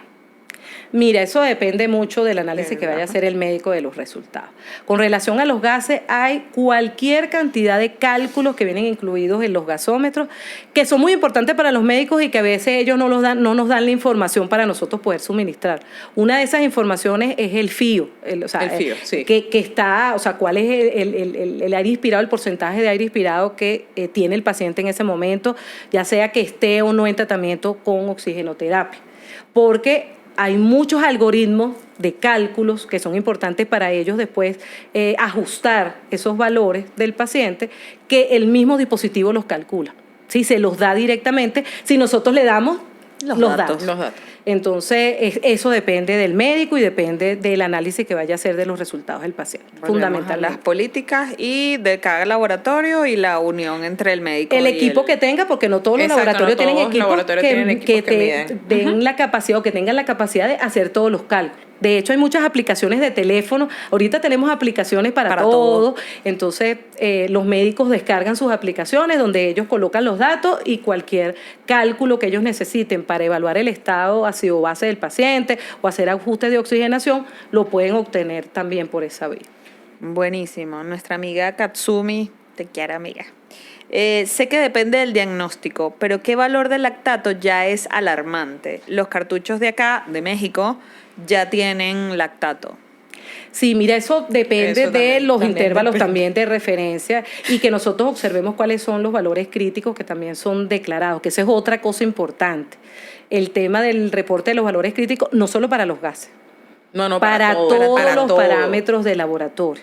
Entonces nosotros hay literatura que nosotros podemos buscar, libros donde aparecen tablas de valores críticos y es, vamos a decir, una responsabilidad profesional de nosotros estar atentos en el momento de la validación de los resultados y observar, dependiendo del resultado, cuándo tenemos que llamar inmediatamente a un médico por un resultado que tenga un paciente. Pero eso está muy apegado a la metodología que utilice, al sistema, los valores de referencia y a estas tablas donde establecen cuáles son estos valores que debemos considerar. No, buenísimo. Ya se terminaron todas las preguntas de la gente. Yo tengo una más antes de culminar, de cerrar el capítulo, y es ¿cuántas veces puedo procesar unos gases arteriales con la misma muestra? Mira, dependiendo de cuál es el objetivo, porque como te digo, los cambios dentro de una muestra de sangre arterial son tiempo dependientes. Entonces, si tú por alguna razón quieres, porque quieres evaluar de repente la precisión del equipo, si está repitiendo los resultados, tú la mezclas y lo procesas y después de que te da el resultado vuelves a mezclar y la vuelves a procesar, o sea, ya será criterio tuyo. Pero repetirlo como que yo lo dejé ahí en el mesón y después vino el médico y no sé, no le pareció el resultado, yo lo voy a volver a... Sí, justo, a ver, me pasó en alguna oportunidad. El equipo estaba calibrando a 2 puntos. Okay. Terminó su calibración, mezclé, no sé qué, pasé. Y Venezuela pasa y hubo un bajón. Ya entiendo. Entonces, ¿sabes? Arrancó el equipo, no sé qué, volvió a empezar, calibró, no sé qué más, y yo, coño. Bueno, tenemos 30 minutos Ok. desde que se tomó la muestra. Desde que Exacto, llegó. desde que sí, considerando Desde que se estaba- tomó la muestra hasta ese momento. Pero sabemos que puede variar. O sea, si en el tiempo, que esperemos que no, que se volvió a aprender, que volvió a calibrar, que yo pude otra vez colocar la muestra, ha pasado 10 minutos, puede ser que existan diferencias entre el primer resultado y el otro resultado de la repetición. ¿Se puede, con este mismo dispositivo que en heparina de litio, hacer una toma de muestra de sangre venosa? Sí, pero obviamente el procedimiento va a ser distinto. Ok, ¿cuál es la Él diferencia? viene así como con el émbolo hacia atrás, con el volumen justamente para la cantidad de sangre que requiere el dispositivo para anticoagulación completa. Y en el caso de toma de muestra de sangre venosa, la sangre no va a entrar por la presión. fuerza Ajá. del pulso, obviamente. Ajá. Entonces, en esos casos, lo que se recomienda es llevar el émbolo pues Hasta el hacia final. la aguja, Ajá. pues, al final, y extraer como lo hacemos como cualquier jeringa. Ojo, la fuerza de la velocidad, ¿sí? En que lo hacemos. O sea, he visto procedimientos de toma de muestra de sangre venosa donde metes la aguja, ves que caes en vena y llevan el émbolo hasta aquí. Sí, y entonces, sí. de hecho, hasta uno ve un chorrito, la Ajá, sangre que hace, la gotica. Sí. hace así. Generamos hemólisis, afectamos la muestra, ese intercambio de presión, esa presión que yo estoy haciendo, haciendo afecta cambios lo en- que nosotros estamos precisamente midiendo. De hecho, una de las consideraciones, la recomendación que se hace es que ni siquiera utilicemos el El torniquete. ¿sí? Por la afectación que puede producir y en el caso que se requiere utilizar sea por el menor periodo de tiempo, o sea, en el momento que comienza a fluir la sangre, Saca. nosotros liberar el torniquete y comenzar a extraer, pero intentar no tomar las muestras de sangre venosa con torniquete. Es difícil, no les voy a decir, sí, porque qué papita, porque ¿a quién le mandan a hacer gases venosos? A los niños. A los niños. Niñitos. Entonces, no es un tema fácil, pero sí es importante que consideremos todos esos factores porque si no vamos a estar alterando justamente lo que queremos determinar. Si en ese momento se está evaluando en ese niño la presencia de una acidosis tubular y nosotros estamos generando afectación de la muestra que justamente me va a desplazar los valores de pH hacia el pH ácido, entonces yo puedo estar haciendo que el médico tenga una falsa impresión del resultado o del estado real, que tiene el paciente y obviamente el diagnóstico que le va a dar. También necesitamos ahí los electrolitos. Se pueden ver afectados los electrolitos, sobre todo el potasio, con el uso prolongado del torniquete. Entonces, lo ideal, y de hecho muchas guías dicen, no utilizar torniquete. Y si se va a utilizar, el menor tiempo posible con la menor compresión posible. Pero sí se pueden utilizar este tipo de jeringas porque nos sirve perfectamente las características del material del plástico, la heparina, el tipo de heparina que se utiliza, o sea, todo, vamos a decir, el diseño del dispositivo está adaptado, a pesar de que es diseñado para gases arteriales, nos sirve para gases venosos. Ok, Excelente. bueno, profe, de verdad, un honor haberla tenido acá. Una Espero que cátedra. seas el primero de muchos capítulos, ¿ok? No solamente de gasometría venosa, hay tanto de qué Tengo hablar. muchas O sea, de verdad. preguntitas. Entonces, bueno, de verdad, muchísimas gracias otra vez. Gracias al profe Marcel. Gracias a todas las personas que estuvieron aquí el día de hoy. Sí, tenemos público hoy, muchachos. Esto sí, es raro que esto ocurra. es raro, es Si raro. nos ven medio nerviosas y tal. Sí, es que era aquí porque había. había gente mirándonos. Aquí A mí hay la gente me gente. mira y me pongo paranoide. Entonces, bueno, esto fue otro capítulo de Sangre, Sudor y Pipetas. Recuerden seguirnos a través de todas las redes sociales, Instagram, YouTube.